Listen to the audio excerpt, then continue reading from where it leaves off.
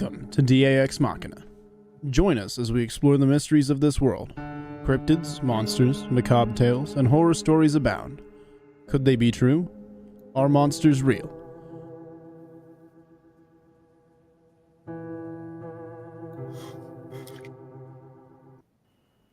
Good evening, folks, and thank you for joining us another edition of Ex Machina. In the studio with me tonight is Robbie Rip Rains and Ryan the Wendigo guy. We got a great show for you guys tonight. It's going to be a good one. This topic really kind of freaks me out. But before we get started, just a couple quick things. Unfortunately, Steve Wildman has to work tonight, and Doc is under the weather. So yeah, if you guys send out positive vibes, put up some good smoke, or if you're a praying type. Say a few for Doc and also for Miss Lene, who's one of our moderators. She's also a little under the weather tonight. So just keep those folks in your thoughts and send some positive energy their way because they could sure use it. Boys, how the hell are you guys doing tonight? Pretty good. Could be better. Well, it could always be better, but could always be worse. I used to always say any day I wake up on this side of the dirt, it's got to be a good one. Yep, any day above ground. So this topic, I've kind of hesitated to talk about because unlike cryptids don't freak me out that much. I mean, I can go out in the woods with anything and, it's either going to eat me or it's not. But La Llorona freaks me out. I mean, this is a creepy story.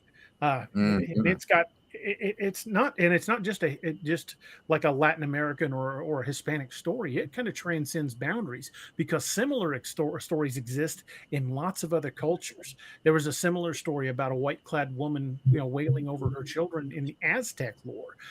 In Germany, they call her Divisive Frau. It's reported along the Rhine and other rivers in Germany. In Greek mythology, I think in a lot of Central American and South American lore it appears. There's even a video floating around on YouTube that was captured somewhere in Brazil near a construction project where they were building apartments. And you can hear this thing scream on the video, and the cops are like, "F this, we're out."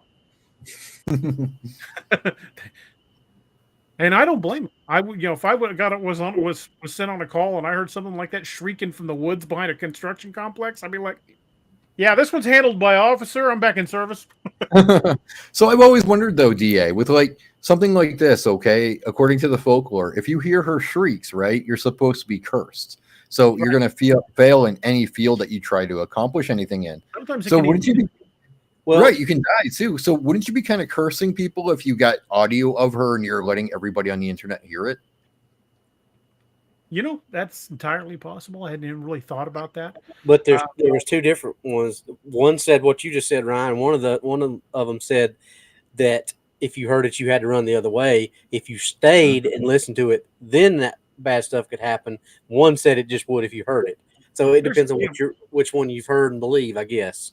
So it's a coin toss, basically. There's a lot of slightly different versions. Like in one version of the story, she in a fit of jealous rage, she drowned her children. And there's other version that it was an accident. Right. It always involves a cheating husband. Well, there's a version too, though, where the kids were the product of her cheating on her husband too. So there's a third version right there. Mm-hmm. But it has always involved some sort of infidelity. Yep. Mm-hmm. Yeah. There's definitely a moral to that whole story. That infidelity is not good, which it's not. It's a bad thing. Absolutely. So, just like we were talking before. Well, I mean, if you really break down most of the Crybaby Bridge stories, they're a lot of the same as this. So, I mean, I guess it's just like the Bigfoot and Dogman and all that stuff. I mean, there's these things go everywhere. There's supposedly just north of Springfield, there's a Crybaby Bridge. Yeah. Noah and I drove by it just like a month ago. The problem with it is in order for us to do any kind of investigation down there, we're either going to have to park way down the road and walk in, or have somebody drop us off because there's nowhere to park anywhere near that bridge. There's literally one.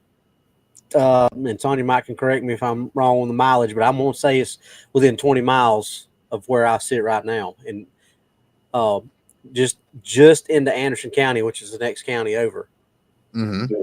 So I mean, And when I was doing some research for our Crybaby Bridge story, that was one of the first things that the article said was just about in any town in the United States, you can find a Crybaby Bridge legend.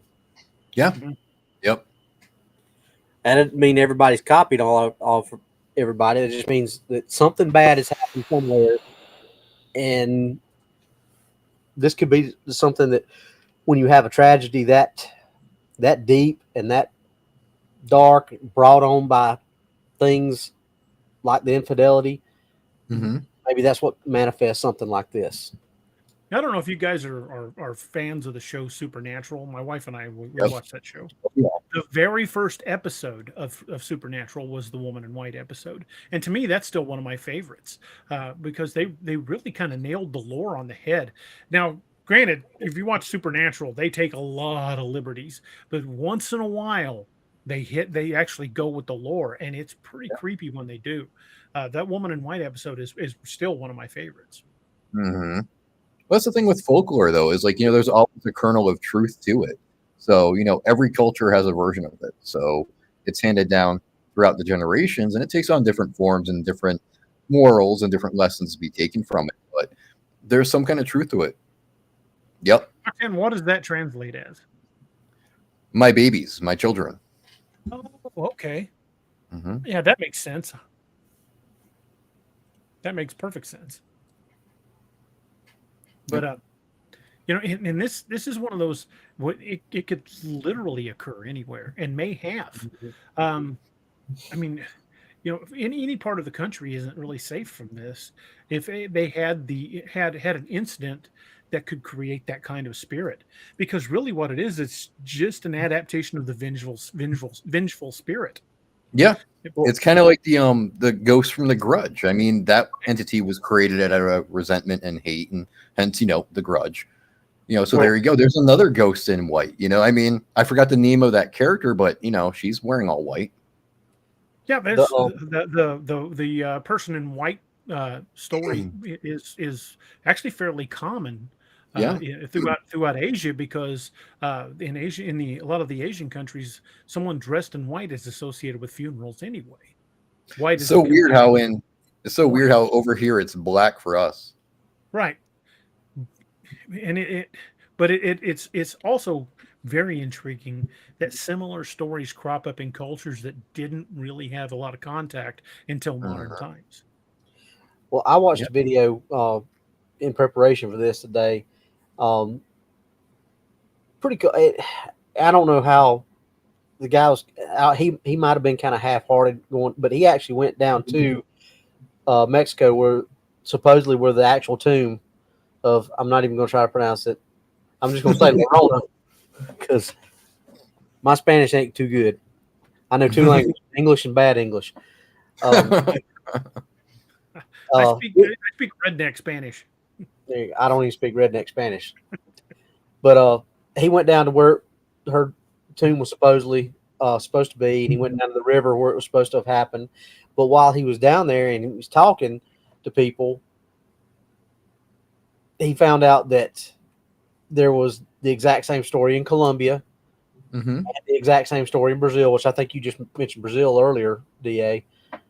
But supposedly they were at the actual, and here's where some of the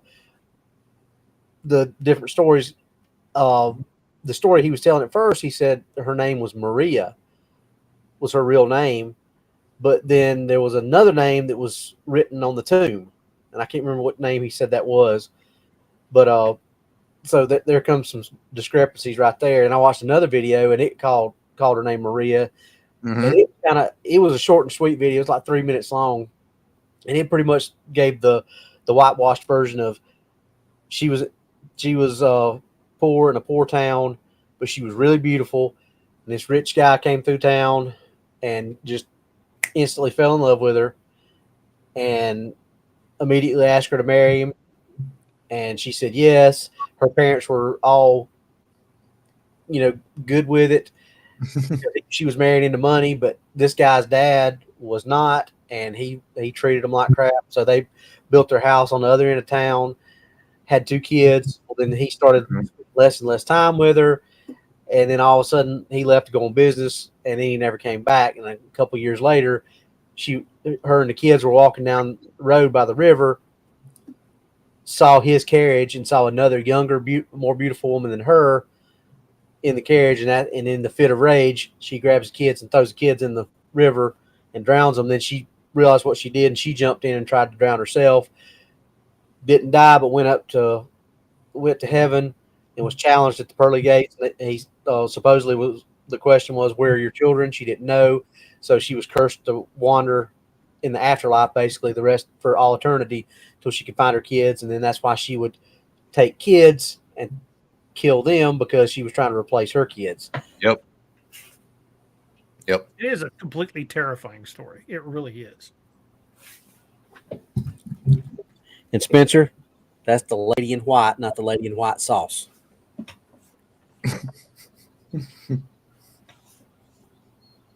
Sorry, buddy. I had to get that one in. Yeah, I saw there was somebody in the chat named Just Ryan. Good name. Good name. So, no matter what the origin, there's so many similarities even across the globe in other versions of this story. It leads me to that there's got to be something more to this. Maybe it's the locus for creating this particular type of spirit rises out of tragedy. But if you look at a lot of other ghost stories, they all rose out of tragedy as well. I think a tragic ending like that is just a recipe for creating a dangerous spirit. That's a good point. It kind of seems like anything tragic like that, or an untimely demise, is the perfect recipe for a lady in white. Mm-hmm. And it's also the behavior of the spirit after death. Seeking. I don't know if it's seeking redemption or if it's seeking to damn others to the same fate, but it's a little bit of both. A little bit, yeah. And it's really terrifying because, like I said, it's whether you believe it in or not. It is hard to be a skeptic when you're alone in a car driving down a windy road and see a flash of a white dress in the fog ahead. Whether that's a hitchhiker or not, I'm going into the other lane and speeding up. Yep. Same here. Stop it. I am not stopping. I'm sorry. I ain't picking that hitchhiker up. No, thank you. That's why I say, like, every highway or every lonesome road should just put up a sign that says "Angry Ghosts do not pick up any hitchhikers." Just, save everybody the trouble, man. I know the signs will be there and people will still pick up hitchhikers, but do it anyway. So if something happens, we'd be like, well, we warned you. There were signs up that said not to do it. Had a question pop up. I'm not even going to try to pronounce that. I'm sorry. I will butcher it. I'm a hillbilly. So what's my favorite book that I wrote? And I'll pick it up. That's like kind of asking me which is my favorite finger. I mean, I can't say that I have a favorite. But if you want to pick one up and start with Apex Predator Wolf Moon. I'm sorry, Spencer. I had to. I still love you, but I had to. This is interesting. Inside joke, huh, Robbie? Phyllis said our town had a 3-legged woman in white. Huh. Well, she would definitely win in a butt kicking contest. I wonder why she was 3-legged. Was in life she had a deformity like that, or? Huh. Yeah, Just Ryan. We were actually talking about that just a moment ago. Supernatural series, how they had a similar spirit in the first episode. Okay, Powers. I don't know. I can't tell you what. If you ask my son, he can tell you which one's my favorite because we flip each other off all the time. My wife's always getting on to us. Will you idiots quit doing that? And it's just something we do to and laugh about it. Father and son love, isn't it precious? Well, my boys were raised on sarcasm, so. Hey, you're just showing them who's number one. It's all good. Every one of them have surpassed their father in ways of the sarcasm. It's the one finger salute, man. They're just showing you who's number one. That's all. Well, absolutely. Mm-hmm. So, Ryan, didn't you say there had been some woman in white sightings down? Oh, there's a lot of them. Yeah, there's a lot of them because in Tucson, especially, you have the Riedo River washway, and that's where a lot of the water comes down. So from the mountains. So, with this particular entity, they say that she's seen around water bodies. So it only makes sense that during the monsoon seasons or during our wet seasons, that they're seeing this ghost over there, and a lot of people claim to have seen her because there's actually a variation of the story that originates here in Arizona. According to that story, when they got married, they had a cabin in the canyons that were near Kingman, Arizona. And it's similar where she got really jealous because he was paying more attention to the kids than to her. So she got really upset with them and she murdered the kids. And that's where our version of this came out. So yeah, there's about 3 or 4 different encounters that I've heard personally within the past 2 years. Spencer, I would say the Lord of the Rings trilogy, probably one of my earliest fantasy influences. Just always been a huge Tolkien fan, and like the Tolkien novels, how if you read all of them, it tells a much bigger picture. That's exactly what I tried to do with my books. All the series are interconnected, and you read them all in the right order, it's telling a much bigger picture. I tried to create an entire universe, not just stories in it. So you're weaving a tapestry. Exactly. Very cool. Come on, Spencer. You ain't got to be mean about it. I just wanted you to make sure you were listening and didn't tune out when you heard Woman in White. Just here and there, 66 says, there was a male ghost that appeared at a crossroads in the rain that tried to kill drivers that stopped to pick him up near where he was killed by a drunk driver. I've heard a few places like that too. And just outside of Chicago, there was a story, a reoccurring story. And actually, they made a song about it called Bringing Mary Home, about on a night of the year, a hitchhiker, they would see a young girl hitchhiking. And when they took her to the address, if they stopped and picked her up, she got in the back seat, and they'd take her to her home. And the people that lived there would say, she was killed however many years ago. And every year someone brings her home. I'm not trying to ruin the mood, but you know what that reminds me of? Tell him Marge sent you. Well, we got to laugh. I mean, these are pretty serious topics. If you don't laugh at stuff like this, you just kind of get maudlin. Yeah, absolutely. Northwoods, thanks, man. Large Marge. And again, I can't. I'm not even going to try to. Not even going to try to pronounce this. I will tear it up. I apologize. I think it's Kenjutaimu. Okay. I think so. I'll take your word for it. Yeah, we'll go with that. I'm from Mississippi. I'm part Choctaw, but there's a road called Blackjack, and there's supposedly a Choctaw woman in white. And sometime soon I'll be checking it out. It's funny you should say that because the woman in white also appears in several tribal histories about seeing something similar. It's all it happens in multiple tribes across the U.S. I didn't know it was the Choctaw though. I wouldn't be surprised. I really would not be surprised because they're super spiritual. So I mean, if they're talking about a lady in white, I'm sure she has really intense meaning too. I'm certain. Yeah, absolutely. Spencer says on the ghost sighting thing. Being serious, how much do you think comes down to people being sensitive enough to see it versus the average person just seeing something supernatural? I would say people who are more attuned to that sort of thing would probably have a more, what's the word I'm looking for? A more profound experience. Like I jokingly tell people that I'm a psychic brick, but even I saw a couple of full body apparitions in the old hospital here in town, working overnights there. And I generally don't pick up on stuff like that. I've had some supernatural experiences that I cannot explain at both hospitals. Actually, I spent almost half an hour one time chasing a shadow figure on the sixth floor of Cox South Hospital, and that's the mechanical floor. After hours, there's nobody on that floor; it's all machinery. And I was walking through checking doors, and I chased a shadow figure for the better part of half an hour. Wow. See, I got a weird take on that. That floor was with a magnetic ID card, and there was nobody on that floor. And I even went and checked the card logs. Nobody else had scanned into that floor. Oh, someone's walking on my roof. It's creepy. Does it sound like hooves? Maybe I don't know, man. That spooked me out. Here we are talking about this stuff, and suddenly someone's walking on my roof. Wow, good timing. The Krampus is coming to visit Ryan. Right? just here and there said they took out the crossroads and rerouted the highway. Just Ryan, good one. Good comment. Lady in white is very prevalent in Filipino culture. Asking the Filipinos say that they see they when they see a lady in white. Yep. I forgot that it is common there as well. It's the thing about it is the legends are so similar that there's there's definitely more to it than just people are saying they're just seeing a ghost, because the descriptions are so similar.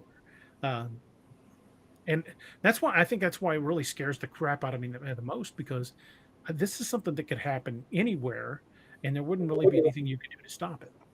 True. I mean, it kind of makes you wonder, though, is that how it's going to be when we die? I mean, are we going to be stuck being ghosts? Because I don't want to be a ghost, dude. I think when my time's up, I just want to be able to say, no, I've had enough. Peace out. I'm out of here. I want to go travel the universe. I don't want to be stuck here.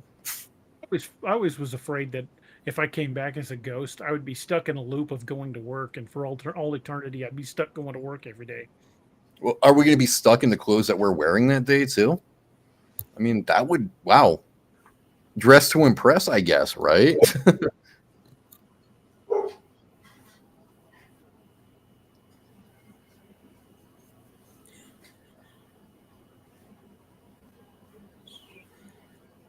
Where'd it go? Hey, Mike Irby says, my mom used to tell me stories of La Llorona haunting the canals. They used to call her the ditch witch. Yeah, that's right. Yeah. When I was a kid, we lived down in New Mexico for several years. A little town in northeastern New Mexico called Clayton, and it's kind of a ghost town now. The town's kind of drying up. My brother still lives there, but I knew a lot of kids there. The town was probably more Hispanic than it was white. So a lot of the kids I grew up and went to school with were all Hispanic. And they used to tell me the story of the bruja, the witch that would go and try to get in your windows at night, and that would kind of freaked me out as a kid, because I had a vivid imagination. I'm a writer, but I had an extremely vivid imagination as a kid. So you plant a seed like that in my brain, and I'm going to be looking for it. And terrifying.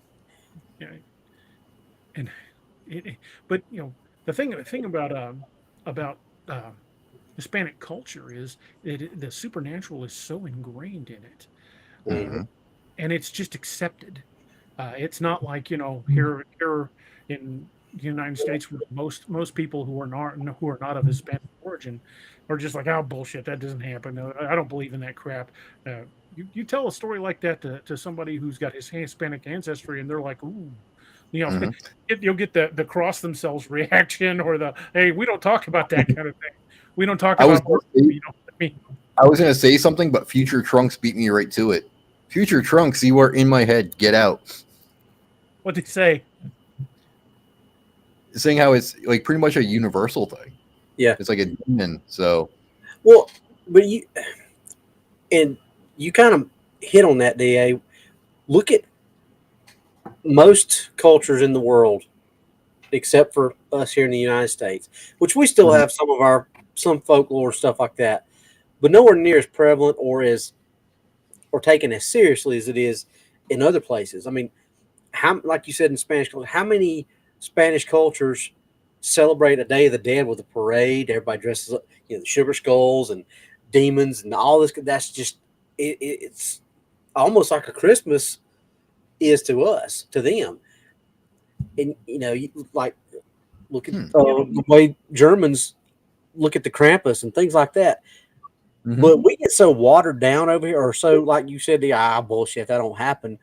It's like we're so far removed from what our roots used to be as Americans. It's just like we're too civilized for that now, right? But you get away from that stuff, and you lose sight of where all of it come from.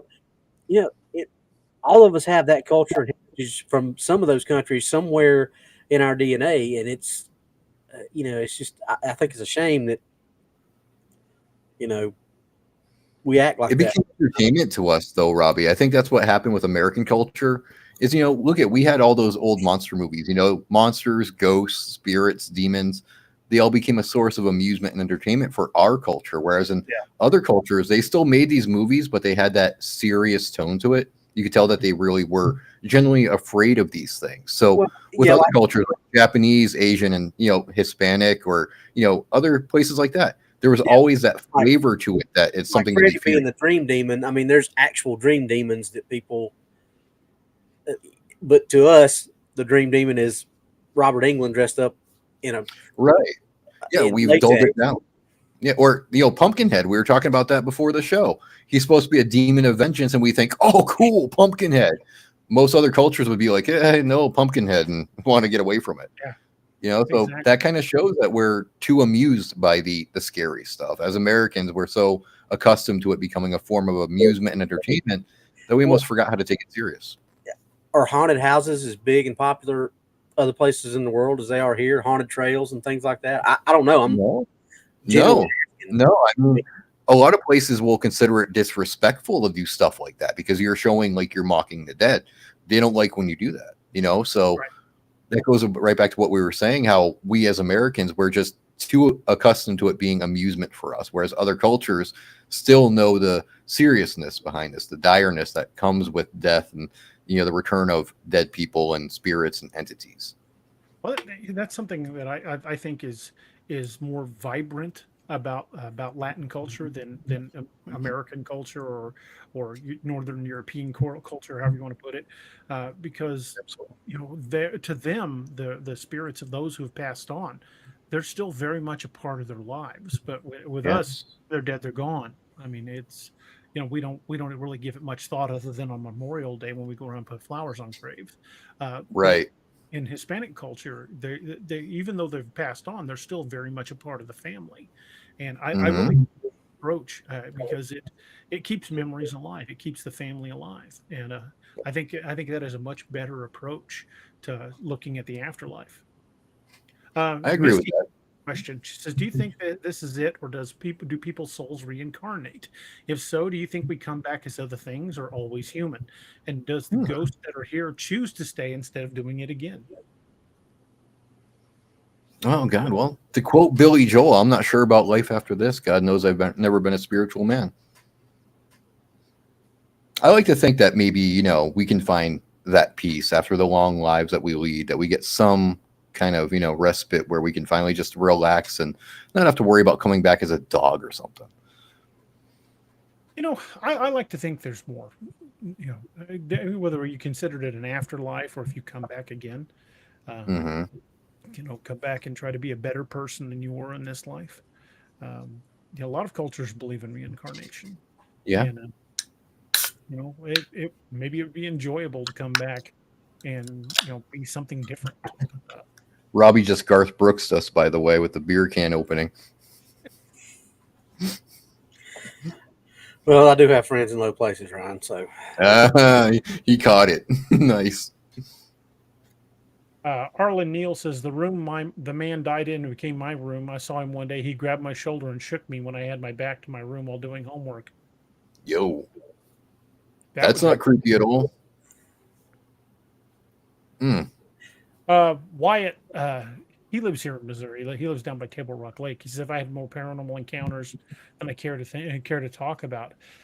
Wyatt, you're more familiar with the Table Rock area than I am. Wasn't there a story about, and I believe I've heard this from somebody that I worked at Silver Dollar City with, about people sometimes seeing a woman in white on the bridge there at Kimberling City.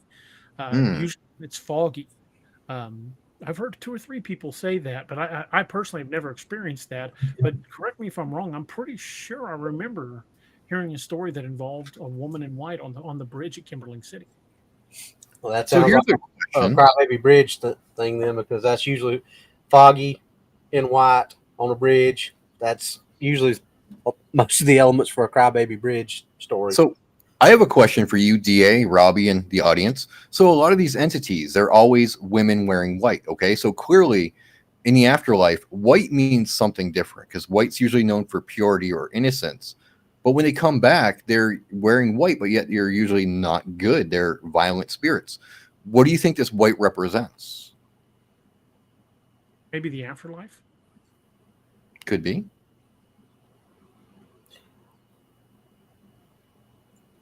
I don't know. I couldn't tell you what it represents, but the connection does seem to be them clad in white. Somebody mentioned the deer woman wearing white buckskin. Yeah. Well, see, with her, that's different, though, because a deer woman, if you're a woman, then she's a very positive symbol for you. That, she's supposed to represent the femininity. She's supposed to be a positive strength for women, especially women that are going through a hard time with men. So I think with her, the white represents a source of strength and her purity towards you. But with entity, though, there what's the one in the UK is the woman in black, the one, the entity that haunts inside. You see her in the windows and things like that. There's stuff like that too. So I mean, who knows? Maybe white's significant. Maybe it's not. Maybe that's just what people are seeing. And if you think about the Crybaby Bridge things, when they're out there and it's foggy, maybe things just look white. Maybe that's just like we talked about before on the show. Everybody sees something and their mind fills in the blanks. True. Maybe they're just seeing a shape of a body and it's foggy and their mind fills in the gaps that it's white. Or if they're energy, though, maybe they're such strong energy that they're glowing white, and that's why they say lady in white. Who knows? I mean, are we? Has anybody ever actually specifically said it was a white dress, or is it just they appeared white or in white? Valid point. That could be interpreted 100 different ways. Yeah. I suppose you could be right on that. Oh yeah, and also since the woman in white often appears, during a fog, the extension of white could just be the veil of the dress. Yeah. Interesting. Okay, just thought I'd pose that question to you fellas and see what you thought. Again, I can't say for sure, but there's certainly some significance that so many cultures show her as a woman in white. But I don't necessarily think that the color itself is pertinent, but what she does. I think that the big key to the similarities in this is the way she behaves. Luring people to their death, seducting children. Tragedy born out of tragedy. True. Okay. Valid. So, do you think that this thing that it would gain power by the number of victims it gets, or do you think that it's just a side effect that they're getting people whether they get anything out of it or not? I think in the case of our topic, I think like when she claims children, like she said to supposedly do, I think in a way that's meant to torment her. I don't think she gains anything from it. I think it's almost a tease for her that, when she is able to take any kids, she thinks I'm going to get my children back, only not to get them back and have to repeat the cycle over and over and over again. So I don't think there's anything gained. Hey, Bowers, I've never had a sighting. I've never spotted one, but I have talked to people who have had what they believe was encounters. They would hear a wailing and get the hell out of there. But that very wailing could be interpreted in a lot of ways. It could be a warning or it could be a lure. Yeah, true. Boys, it's the bottom of the hour. We should probably play a quick message from Doc before we go farther down this rabbit hole. So let's hear a little word from old Doc over at Dark Angel Medical. Hey everybody, this is Kerry Pocket Doc Davis from Dark Angel Medical, and you are listening to DA Ex Machina with DA Roberts. You may recognize me or some of my products from Dark Angel Medical in some of the Apex Predator, Lakeview Man, and Wild Hunt books, and you can get those products at www.darkangelmedical.com, along with training classes on how to use those products and save a life. Shoot us an email at info@darkangelmedical.com and be the difference. And if you go to darkangelmedical.com, don't forget to use discount code Cryptid20 for 20% off your entire order. And let them know we sent you. Nice. Boys, could you do me a solid? Maybe. Give me about a minute and a half. I have got to run across the hall, so I will be right back. Go ahead. We got it. So, but yeah, I think a perception is a big part of all this Mm-hmm. because they're, like you said, like we talked about, there's similarities, fog or dark, things like that. So, and I think I can't remember who, somebody, I think it was Kay Bowers that said, asked if anybody ever walked right up to him, or if it's just a distance thing. So you got to take into consideration if it's a distance and there's fog, night, who knows what I mean, this may not even really be an actual humanoid looking thing. This could be a demon for all It could be. and, Sure. and in all intents and purposes, if it's doing the things that it's claiming it's doing, it probably is a demon, because it's doing, I mean, if it's taking kids and throwing kids in the river to drown them to make up for his kids, it's doing evil. Mm-hmm. I know Misty and a couple others in the chat said it's unfinished business, but So here's the thing, though, Robbie. I mean, according to the story, though, in some variations anyway, like, she was sent back by God to do that, right?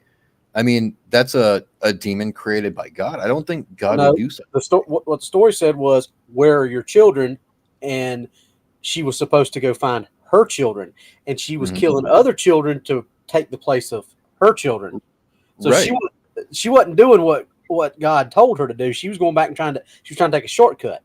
Right. So you kind of fell into my trap. You fell into my snare. I'm see if you were to make up for or to take the place of mine, so I could go back and say, "Oh, here's mine." Right. So you kind of fell into my trap there, though, because like if she was doing something she wasn't supposed to do when she came back, she's not necessarily demonic, because the evil energy down there in hell didn't have anything to do with her creation. She's following her human instincts, so she's not really demonic. She's just not a good person. She's still following her anger and her jealousy. But if she's not alive, then she's not a person anymore either, though.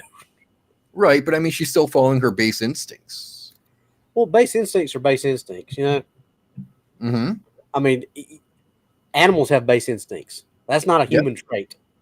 So, true.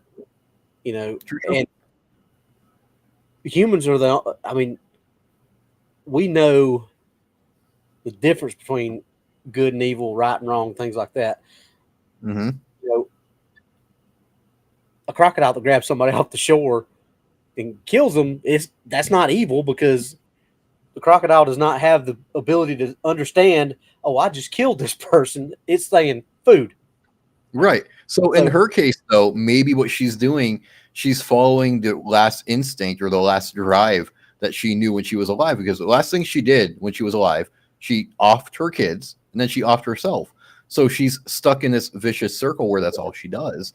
And like Naoma said, to be demonic, one would have to be an angel first, because demons are fallen angels. So, well, that's if following that logic, yes. If that is the actual person that has gone back to do that, then you're 100% right. But if it's not that person, that's just a demon that's doing that, then it was not a person in the first place. You see what I'm saying? Fair enough. That's just a story that guy laid out, is that she was challenged at the gates when she went to heaven, and I guess I'm assuming that St. Peter never said that. Said, "Where are your kids?" And she said, I don't know," or whatever she said. And he said, you can't get in until you find your children. Mm-hmm. And the way the way he said it was different, but the way I interpreted it was, and I didn't get a chance to say this because we got off on that other tangent, was she's going around, she's crying, she's yelling for these kids, and when she finds these kids and they're not hers, she said, "Oh, these are not mine. I can't get in without," and she just tosses them in because they're not hers. That's he didn't say it that way, but that's the way I interpreted it. She hasn't found her kids, so any kid she grabs a hold of and it's not hers, she tosses it in the river. Okay, all right, gotcha. Just here and there had a good comment. It says, in years past, people were buried in their finest clothes. Lots of times for women, it was their white wedding dress. Yeah. And that is a great point. There was something else I had up a minute ago. Roxanne said, in Mexico, if you hear the weeping far away, she's close to you. But if you hear her close, she's far away. Either way is not good. I You know what won't that hear her at all. You know what that reminds me of, DA? What's That's that? what they say about the Yanagoshi, the skinwalkers, that when you hear the skinwalkers, if you hear it far away, it's closer to you. That's interesting how those two kind of converge on that similarity. That is interesting. I hadn't even thought about that. Somebody earlier asked if the lady in white, woman in white, was a type of crawler, and I don't think so at all. A crawler is more cryptid. This is definitely spiritual. Yeah, I would agree with you on that. But that's an interesting question, though. I mean, it is interesting. Well, imagine thinking that you're hearing a ghost, and lo and behold, you see a freaking pale crawler. Oof.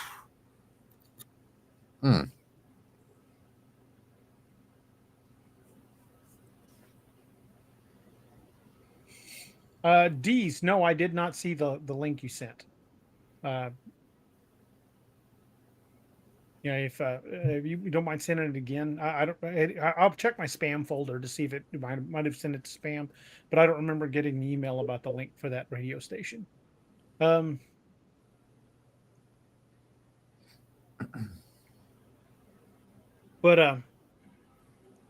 with the case of La Llorona,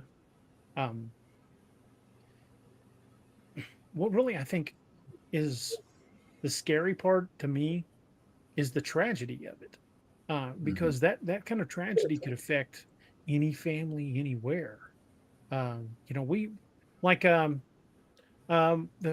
was it South Carolina or North Carolina, Robbie? The lady that put her kids in the car and drowned. South Carolina, Susan Smith.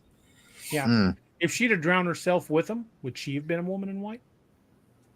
Ooh. But she drowned the kids and walked away. Yep.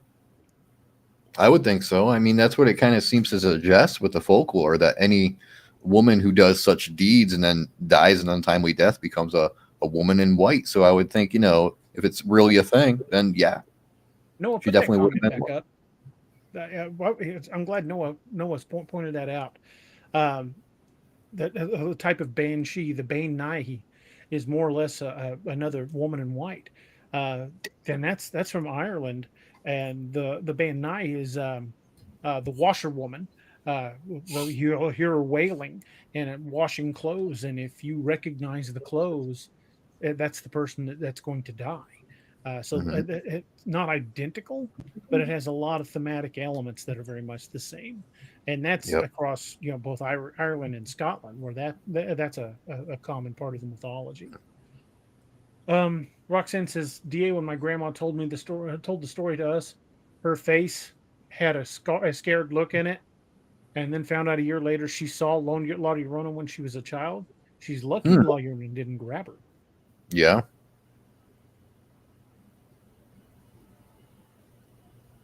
The lady in white, I think, is a residual haunting, a spirit who's just replaying the same scenario over and over, where an intelligent haunting can interact with the present. Yes, that's what I was trying to say. Yes, I would disagree with that on the point that the woman in white or La Llorona still kills children, and sometimes claims adult victims as well. Well, La Llorona does, but that's not a lot of the lady in white and Crybaby Bridges are probably what Misty's talking about. True. Mm-hmm. La Llorona or Rona, whatever. La Llorona.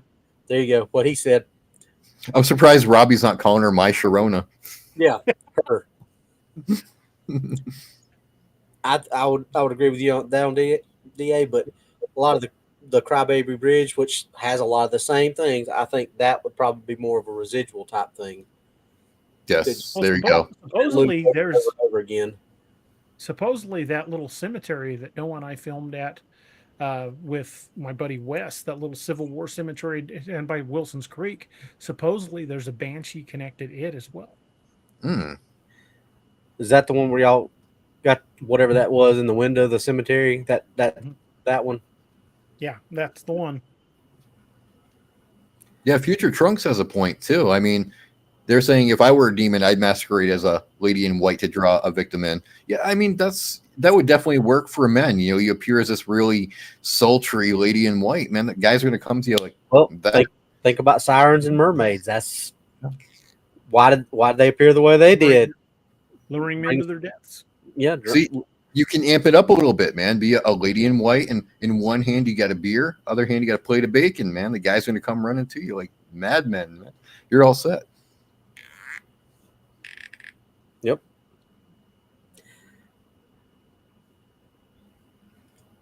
Hey, Lori Barnes, how you doing? So the ones that were seen in Tucson, how many times have they been seen? Quite a few times, actually. I mean, it's usually more around during the summer where people are seeing her, but you know that's when we get a lot of the monsoon season. So you know you have the bodies of water because you got the Rito River, you got the monsoons coming down. So they'll see her during the summer, and they'll actually see her walking across the water, not near the shore though, but they're seeing her walk on the water, like floating above the water.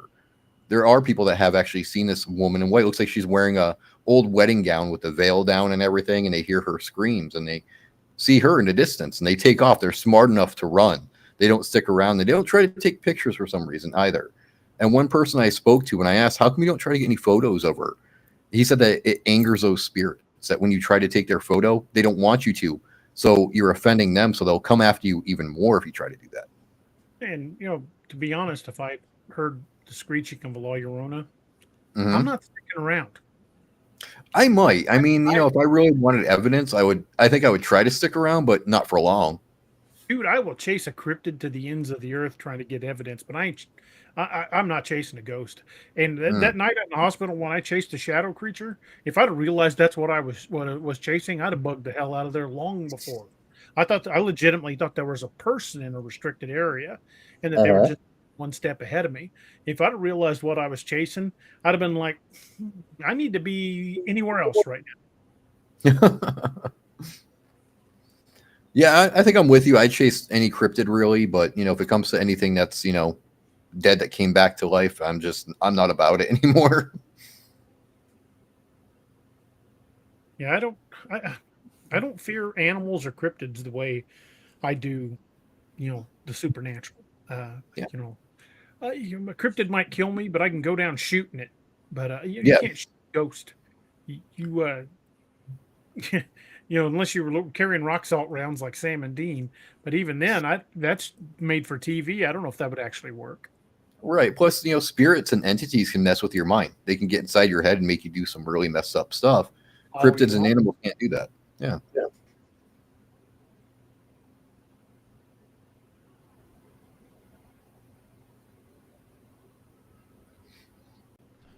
Hey, I just wanted to interject something real quick. Sure. You said the Banshee was Irish. It's Scottish, and the Banshee is the Irish one. So it got anglicized from Irish Gaelic. Banshee became Banshee, but Scottish Gaelic it was Banshee. But the Banshee and the Banshee are different. Well, so the washerwoman in Scottish folklore is just referred to as the Banshee in Irish folklore. So in Ireland, they're the same thing. In Scotland, they're a different thing. It's weird and it's strange, but it's just the way it is. I always thought they were different things. Again, it's in Ireland they aren't. In Scotland they are. But yeah, just wanted to chuck in that correction real quick. All right, thanks, Noah. Thanks for jumping down on that. Noah with some knowledge. We've been smacked with it. That's right. But again, you know, I'll chase a cryptid. I'll go out in the woods and look for one. But yeah. Ghosts freak me out. I mean, I've gone to some paranormal investigations, but I guarantee you, had something like when we investigated that haunted bar here in Missouri, if I'd have looked up and there'd have been a dark figure standing behind the bar, my fat ass would have been in the car. I don't blame you. We were just trying to get EVPs and doing a little investigation, looking for noises or cold spots or things like that. But I ain't gonna lie, I ain't too proud to say if we'd have had something aggressive, I'd have been grabbing my wife and my son, and we'd have been rolling the hell out of there. I'm with you on that one, man. Yeah, I'm all about the cryptids, but the living dead stuff, not so much. Rick, I love you, but we're out of here. Yeah. Yeah, I think that's the weird irony that, like, I love all these crazy spiritual things like the Wendigo and whatnot, but I'm not going to tangle with ghosts or even zombies. Screw zombies. Zombies can go all the way to hell. No. Well, the Wendigo is more supernatural than cryptid related. Same thing with the Skinwalker. It's definitely more. It's not a cryptid in any way. I mean, it was once right. Yeah, crazy irony, huh? It's ironic. Yeah.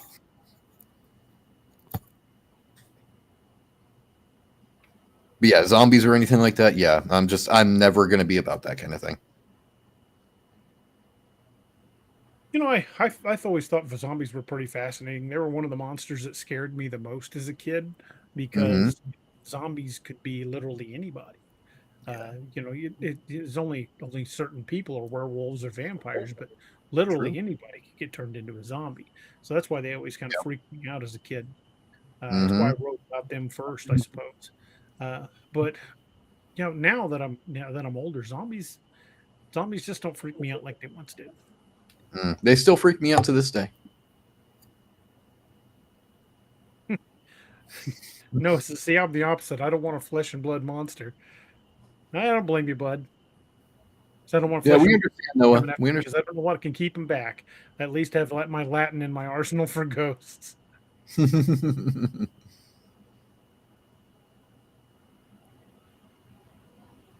Yeah, so we got people in the chat. They can't wait for the zombie apocalypse. You people, man, come on! I'm trying to like you guys. I was when I was a corrections officer and then also as a patrol officer. I used to enjoy getting off work and playing the Left 4 Dead series on Xbox because it was to me it was just therapeutic. After dealing with a room with 130 inmates, the idea of going around just shooting everything in the head was pretty appealing. Yeah, you just wanted to blow stuff up. That's all you wanted to do. At that point, I just wanted to blow off some stress and kill some zombies. Right.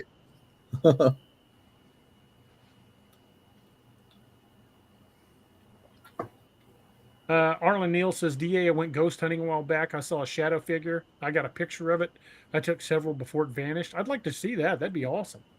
Yeah, that'd be cool to see. Yeah. We got Edie Testerman in the house. What's up? What's up, Edie? There we go. Jess Ryan says, are there any vegetarian zombies who are also allergic to gluten? Are there any vegan zombies? Yeah, Kay Bauer, Pumpkinhead was a demon. I think that goes right out the window as soon as they turn. Mm-hmm. Yeah, Pumpkinhead was the demon of vengeance. Yeah. Yep. Yeah. In some ways, like Ghost Rider. Yeah. Zarathos, the demon of vengeance. But I don't know. Except he doesn't point at you and go, not guilty. The penance stare. The Pumpkinhead story is pretty creepy, too. We need to do a show just on Pumpkinhead. We absolutely do. That's one of my favorite movies. It's been that way since I first seen that when I was a kid. Oh, absolutely. I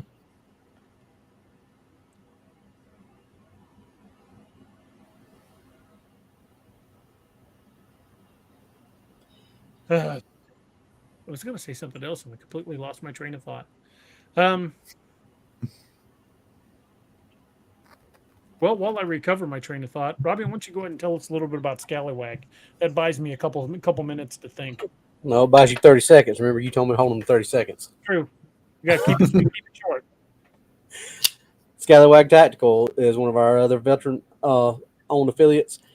We make some of the best blades that you can find. Go check them out. Scallywagtactical.com. Use code DA Roberts 10 at checkout. Get yourself 10% off. That goes for everything. The blemish blades, the scally swag, regular blades. Go check them out. Tell them we sent you. That's all I got to say about that. There you go. Yeah, Kay Bowers. I'm just adding to the Pumpkinhead conversation here. So in Pumpkinhead, Kay, with Ed Harley, when he signed the deal with Pumpkinhead, so to speak, the price that he was going to pay is he was going to take Pumpkinhead's place when the vengeance was done. That's what the demon does. It moves from person to person to person when they take vengeance.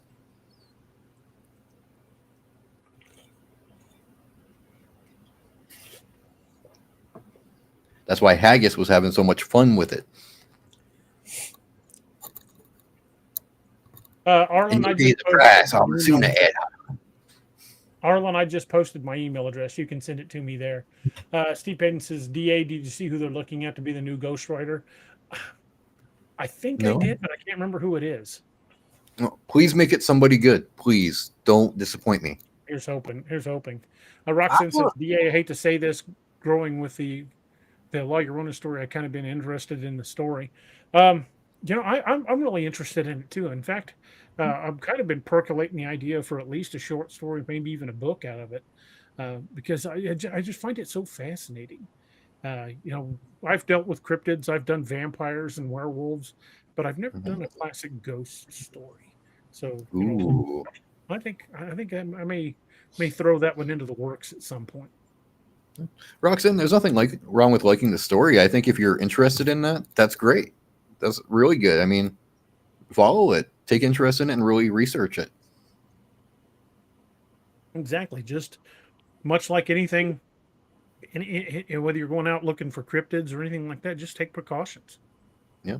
Passion has to start somewhere, man. Curiosity is the best place. But yeah, I'd love to read a book like that, DA. I think you should do it. Okay.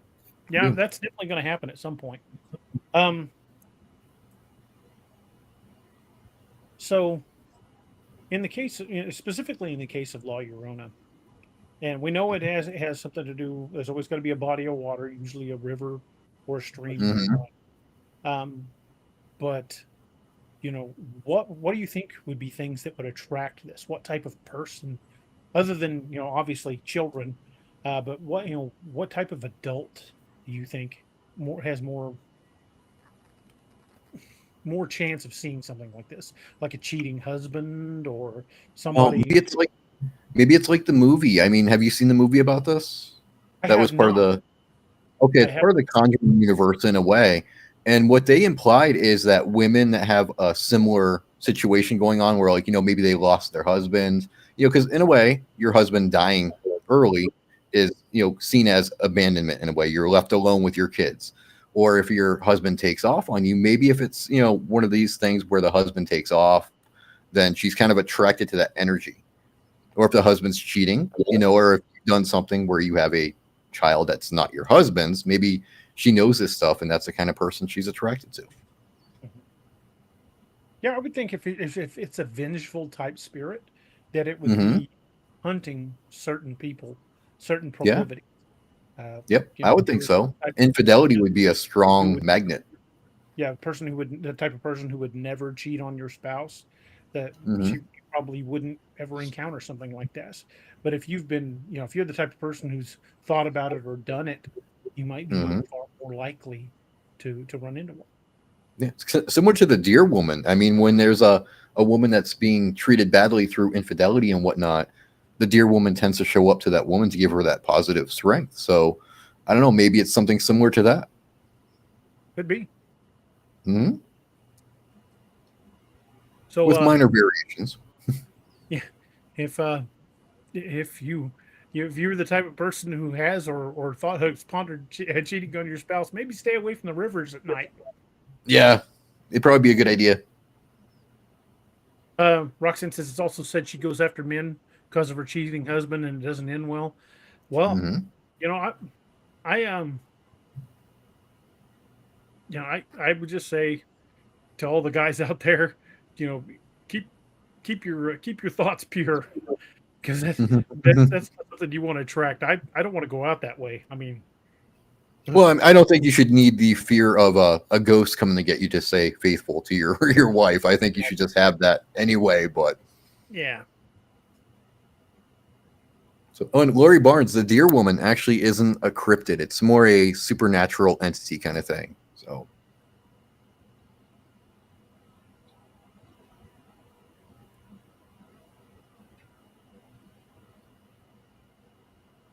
Miss Naoma says that in a perfect world, Susan Smith wakes up every night with La Llorona's face right next to hers. I would agree with that. Yes. Yeah, and that is a woman that certainly deserves that kind of. She woke up for a long time with Bertha's face probably inches next to hers. When you got a pretty mouth.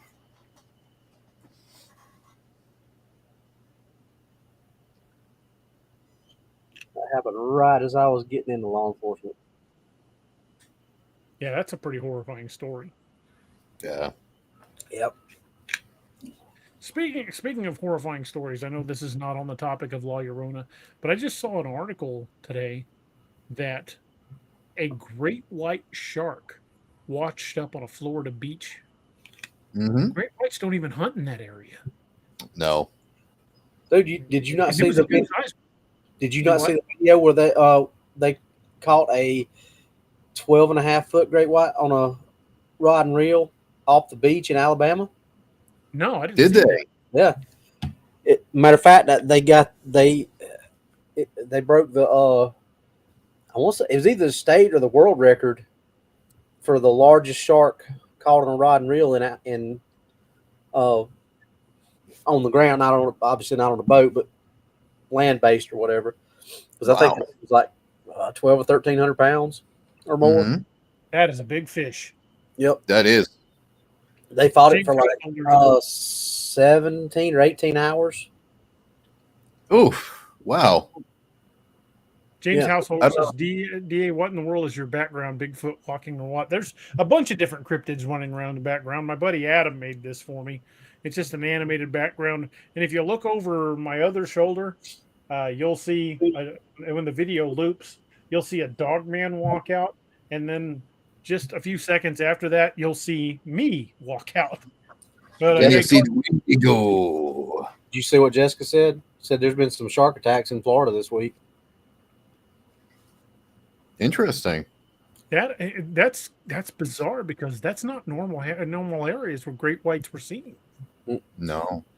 Maybe it's a migratory path, though. I mean, they might be hunting to prey right now or whatever, so it's hard to say. There's actually a shark biologist in the UK who is tracking great whites in Britain now, which they've never been in the waters over there before either. Mm-hmm. Y'all remember the story where they pulled a great white out of Lake Michigan, right? I did not hear about a great white. I've heard of pulling bull sharks out. Yeah, no, it was years and years ago, but yeah, they pulled a big great white out of Lake Michigan. Yeah. Well, there was a couple months ago. There was a viral video going around. They were in this. It was a pond off of an estuary off of the ocean, but it's still the shark got caught in there, and it was I want to say it was a 8.5 foot great white. They caught a 6-foot bull shark just off of St. Louis in the Mississippi River. Wow. That was just a few years ago. It made the local news. Yeah. But anyway, I didn't mean to derail us on the subject of sharks. I remembered that popped onto my news feed earlier about that great white washing up on the shore, and it was not a small one. See, nobody can blame me for this one. That was that guy. Hey man, I will never. I didn't start it this time. I just finished it. Just Ryan. Let me ask my buddy Adam if he wants to do these for folks. I would certainly send you his way, but I'll ask him, see what he thinks. And Adam, if you're watching, shoot me a message, because if you're interested in that, I'll put your email address up. Let me answer Gary's question on sharks right quick before we get off. Yes, Gary, bull sharks are the only sharks that can survive for a long period of time in freshwater. All sharks can swim in freshwater. They just can't survive for a long period of time. Right. So they do get caught off course. Yeah. Bull shark has that part of its anatomy that can make its own salt.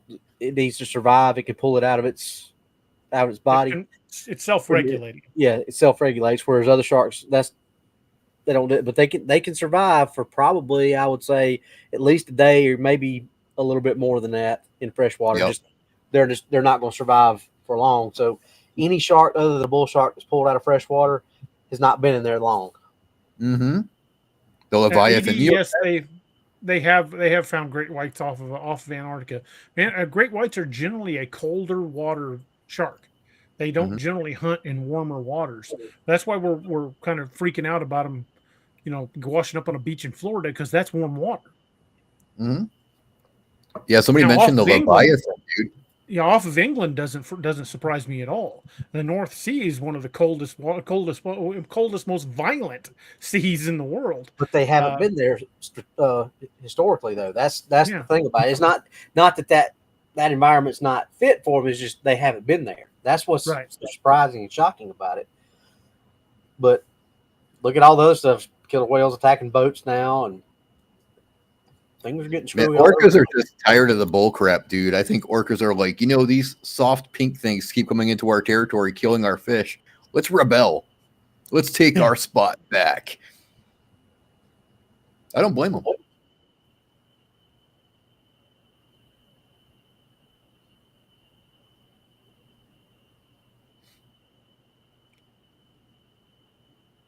Sorry, I was checking some of the comments.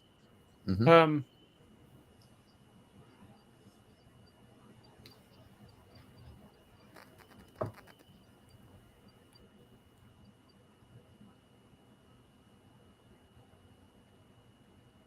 Sorry, I was reading some of the comments. Got a little derailed there. Yeah, we've kind of gone off the rails off the subject of La Llorona, which is fine, because, to be honest, I think we've fairly well covered it. I mean, yes, there are lots of sightings, and yes, there's lots of similar things around the world, but without somebody here to tell their story in person, I think we've covered the legend of it about as well as we can. I'm not saying we're going to knock out early, but I think we're at a good point where we can talk about other things. Mm-hmm. Well, we always go off the rails, though, man. That's tradition. Absolutely. But there's only so much you can, and the fact is that if you really break down most of those legends like we talked about, they're all really similar to each other in either one or more facets. Yeah. I mean, Mm-hmm. Kay Bowers, I caught your Hitchhiker's Guide reference. So long and thanks for all the fish. I loved the Hitchhiker's Guide books. Those were fantastic.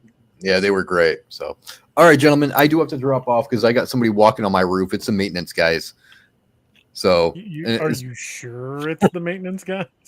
It's just, that's what I'm going to tell myself, so I don't freak out that it's the maintenance. It makes me wonder, because I don't see Duke in the background. Duke is headed for greener pastures. So, are you sure it's the maintenance man? Did you send a letter to Santa Claus saying that you wish that Christmas wouldn't happen this year? You guys are messed up, yo. You're really trying to give me the creeps, dude. I'm going to remember that. I'm going to remember that, and one day, my opening's going to show up, and you guys are going to regret this. I mean, we love you. Yeah, I know. You wouldn't mess with me if you did. So, Absolutely. All right, guys. I'll catch everybody next time. See you all right, brother. Be safe. All right, have a great night, everybody.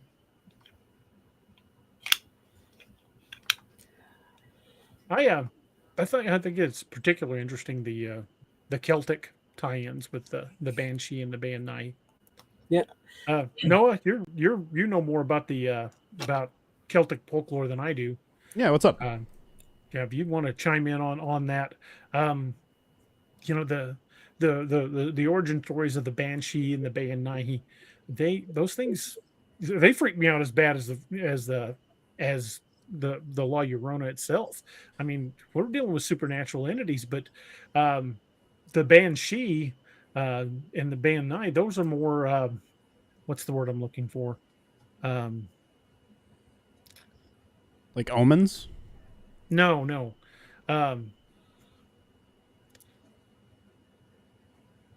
In Irish and Scottish folklore, it's not they I'm trying to the Fae folk. Okay, yeah. Yeah, they're more of the Fae. Yeah. So that would be one of the major differences, I would say, is in Scottish and Irish folklore, they're going to consider banshees and the Banshee as like a more fairy-like creature, right? The dark fae. They're also considered a bit more malicious, but you also have to think about how there's only a few more minor differences, like how banshees are said to scream. You're going to hear a banshee scream, and that's considered an omen of death. Or you'll see the Banshee, washing a specific person's clothes, right?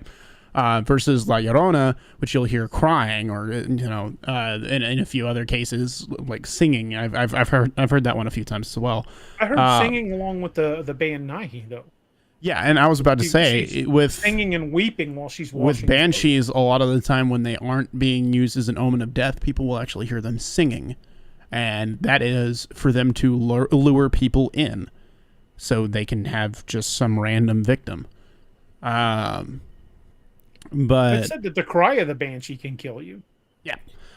So what a lot of people will report is, or rather what a lot of the folklore reports, I guess I should say, is that people will hear it before either they die or someone close to them dies.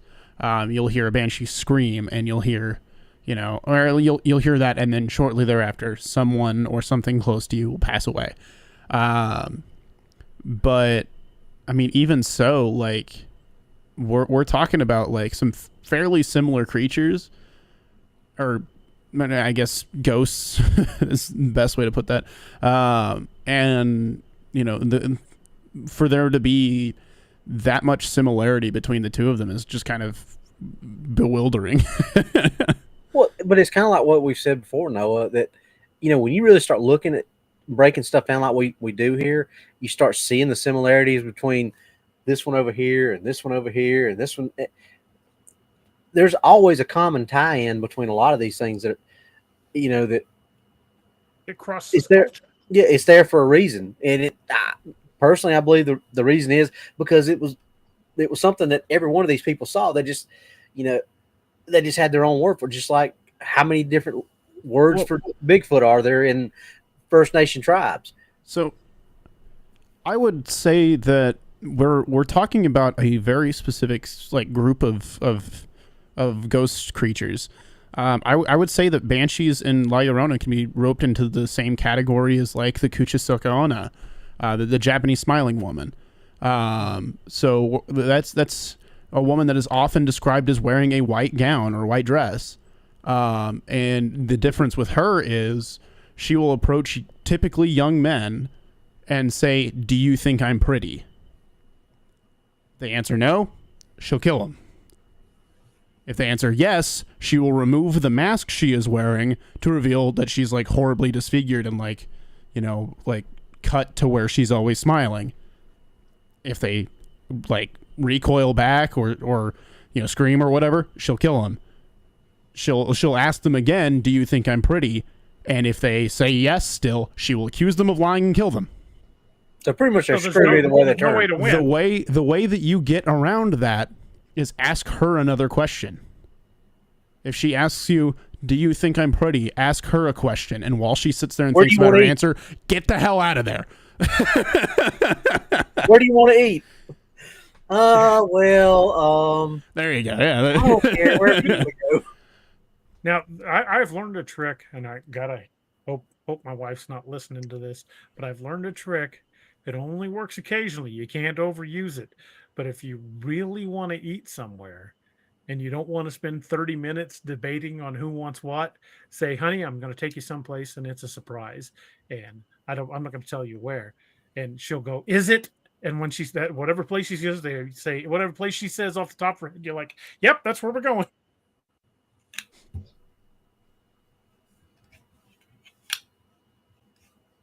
That's actually pretty smart.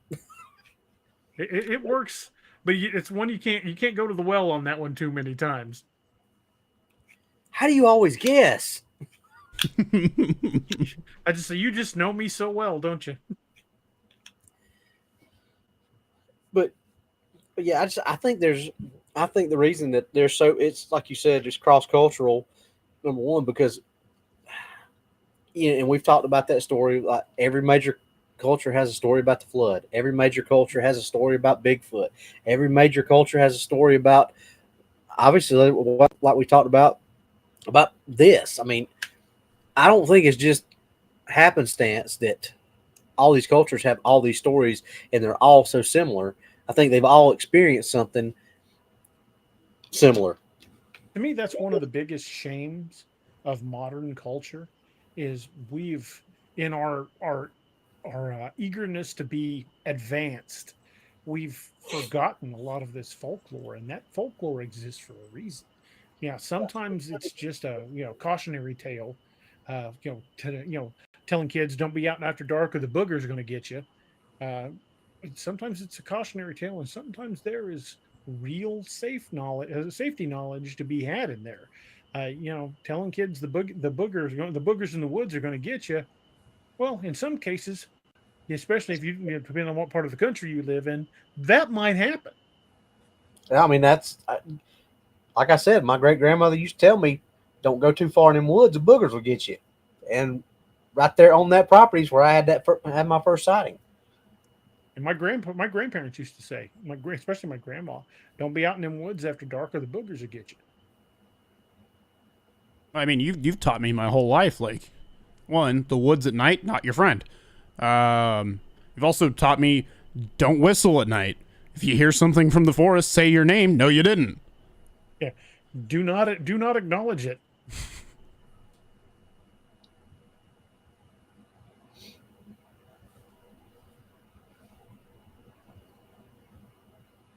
Yeah, it's wild to me that like there's a lot of folklore out there that like we've just kind of like forgotten about. But the woman in white phenomena has been, I mean, it's ages old. Like there's been reportings of it in Scotland and Ireland for longer than the Jacobites were a thing. Like we've got tellings of the women wearing white gowns from practically every culture around the world, dating back to before written history. Like, well, it's the stories of the Fae and the Dark Fae predate Roman occupation of Scotland. Yeah, they predate Hadrian's Wall. I think those originated with not only the original Celtic people, but with the Picts as well. Mm. As the Picts were all about nature spirits and nature magic. Well, look at we talked about some of the Japanese. So look at Japanese and Chinese folklore and legends and things like that with dragons and things like that. If you look at a lot of their folklore and legends were protectors. Dragons were protectors, tigers were protectors. But then you go somewhere else, like England, dragons were evil creatures that destroyed everything. Same type of creature, different looks, but very different, vastly different personalities, for lack of a better term.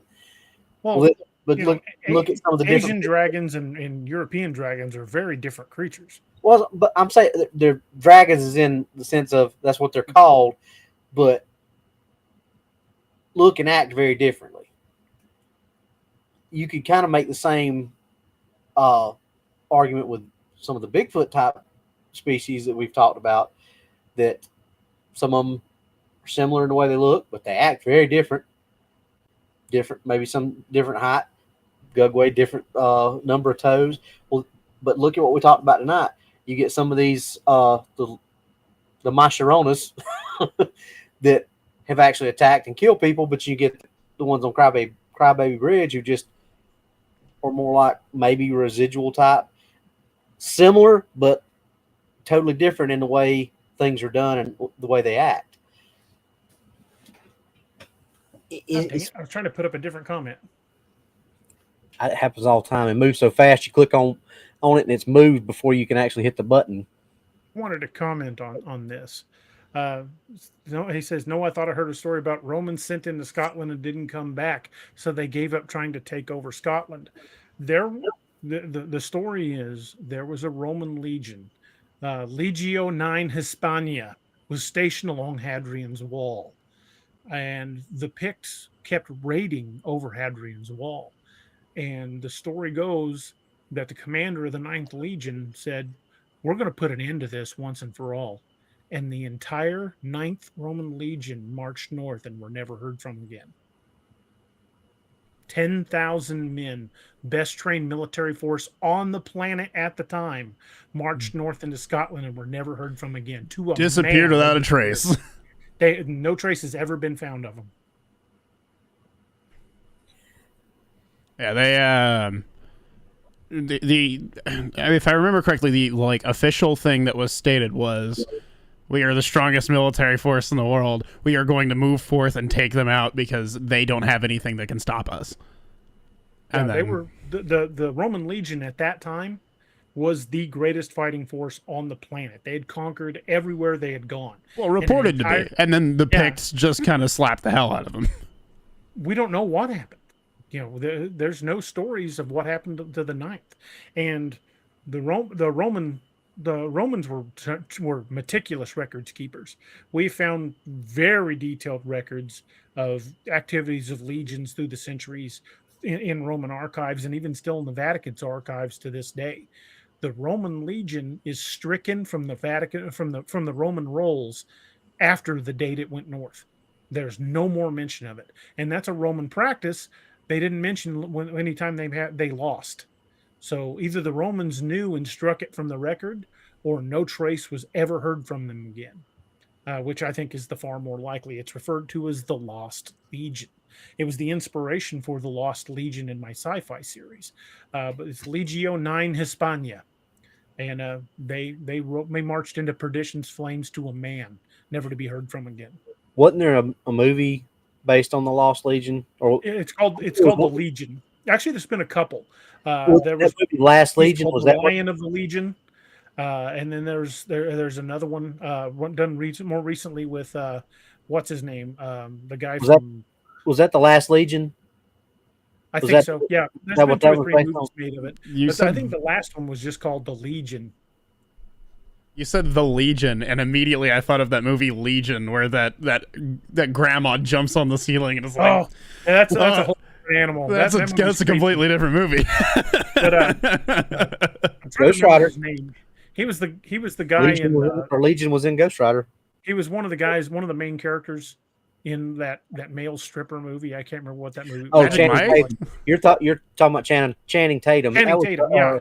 That was the Eagle. Yeah. The Eagle and the Lion? No, not the Eagle and the Lion. What was it? Something with Eagle. I bet it was just called The Eagle. Might have been. Yeah, his father was part of the Ninth, and they considered a dishonor because the no Roman standard had fallen, and they didn't know what happened to the Eagle of the Ninth, and he went north to try to find out. It's a pretty good movie. It's historically inaccurate, but most movies are. But it was whole based on the disappearance of the Ninth, Legio 9 Hispania. Well, what was the it was really loosely, Clive Owen was in it.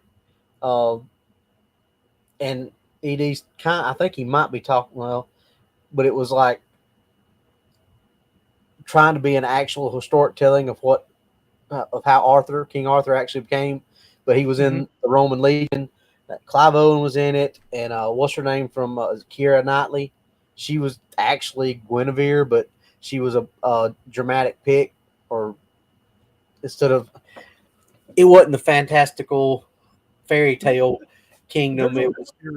There's a lot of theories around King Arthur, and one of them is that he was a Roman legionnaire who stayed behind. In fact, I'm kind of play on that in an upcoming story.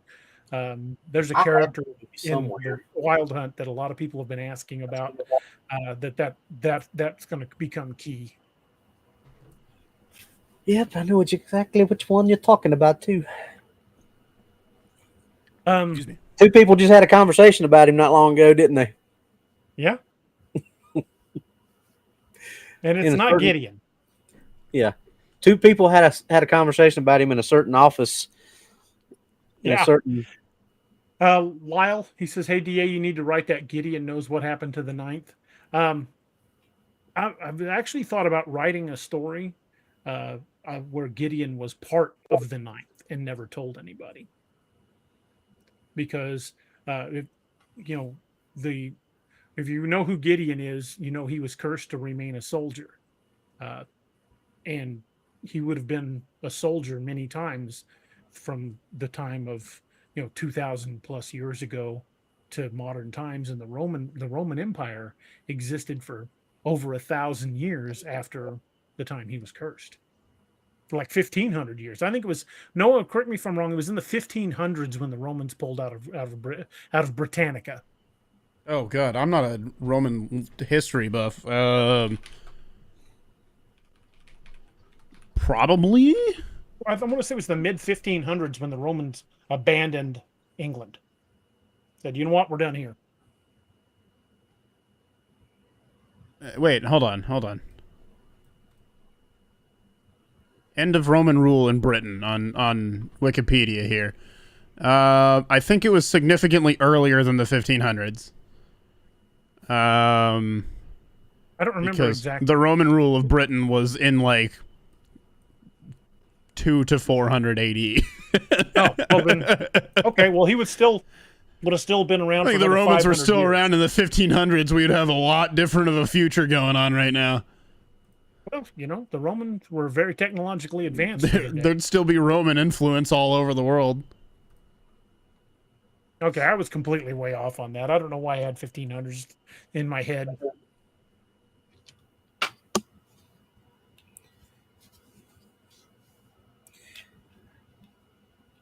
Yeah, after a period of local self-rule, the Anglo-Saxons came to southern England in the 440s, so that's when the Anglo-Saxons took control of. Okay. That's when Rome got Brexited.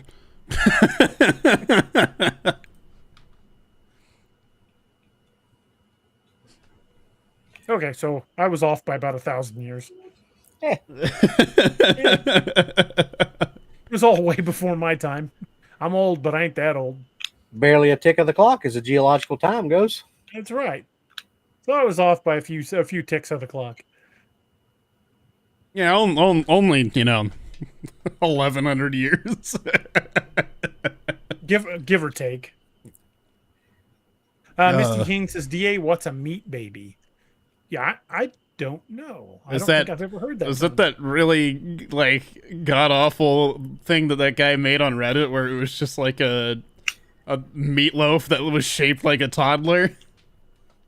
That's pretty much all I'm finding when I Google it. I know what I know it is, but I ain't saying it on here. Anybody ever been to what's that? Rios, the Brazilian steakhouse. Ray Rico's? No, Rios. It's a Brazilian. The only Brazilian steakhouse we've got is Ray Rico. So now this is RIOS, Rios. Yeah, we ain't got that one. It's a all you can eat Brazilian steakhouse, and they bring you just all kinds of. I mean, it's pretty pricey. But me and my buddies go, and when you eat a whole lot of meat, and you go to the bathroom the next day, where's the meat, baby?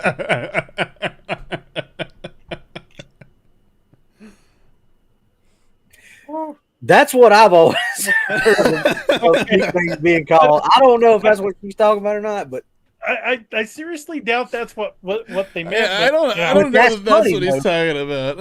That's funny though. That was pretty good. Yeah. That took a direction. The cryptid known as the Rio all-you-can-eat meat baby. Oh man.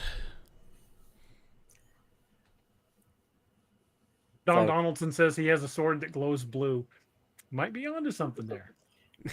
He might, just might be onto something. Oh, speaking of onto something, all y'all that are alpha readers, check your email tonight. I'll be sending out an update on the current project.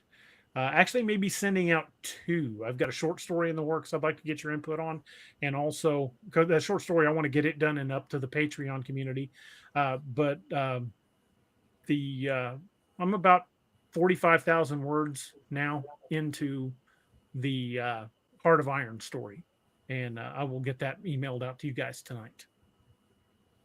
I also want to point out that we are at 9:30, so Oh, okay. maybe wise to. We'll certificate drop the on toilet last paper. of them. That's so wrong. Justin, I'm just messing around. I don't know what a meat baby is. Hey, I'm just, we go to that and you get in the group. Yeah, so Hey, we got I'm Robbie's good. day after meat baby. We got a meatloaf that's shaped like an infant, like Yeah, this could go in a lot of really odd, bad directions. And that's So just perhaps par we for should course for us. change the subject. Let's talk about Brock Blades real quick. Ken Brock's a longtime friend of the channel, really good dude, career cop, and now he makes custom blades in the shop behind his house. No 2 blades will ever be the same. They're all custom crafted, ground by hand, and you can order one to your specifications. You can check out brockblades.com and see the blades he has currently in stock. Or if you're at Blade Show this year, you can go by and say hi to Ken yourself because he's got a booth at Blade Show. But if he's you back want to have a custom blade made for anybody in your life, especially people that are outdoorsmen, hunters, first responders, veterans, that's a gift that would be treasured for a long time. And these are not just meant to be sat on a shelf and looked at. These are functional, beautiful blades. So check out brockblades.com and let them know we sent you. And if you do order a custom blade, make sure you let him know you heard about it here on Ex Machina and use discount code Cryptid10 to get 10% off your entire order. And tell him we sent you.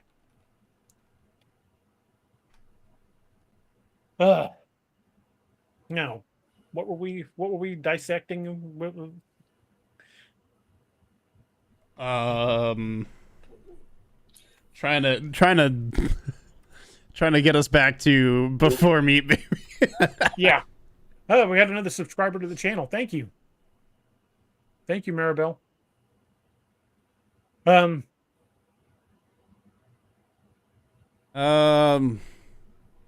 We were on the topic of all of them being like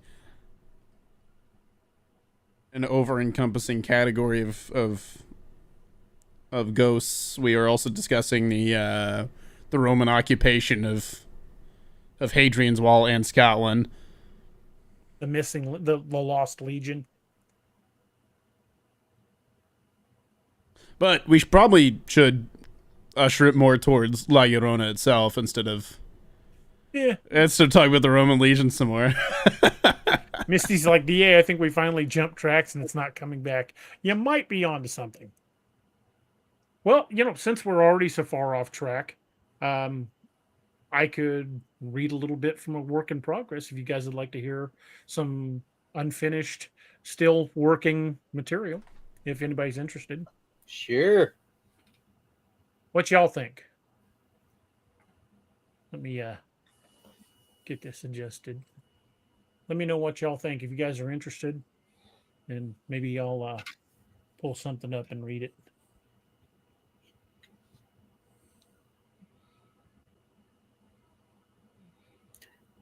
Resounding yes in the chat. Yeah, it seems like most people are on the. How about a little bit from the short story I'm working on? It's not finished. It'll hopefully be up on the Patreon here probably in the next week or so when I get it done. But it's not finished at this point, and but I have gotten pretty far into it. So I'll read a few pages from that and see what you guys think. Let me pull it up.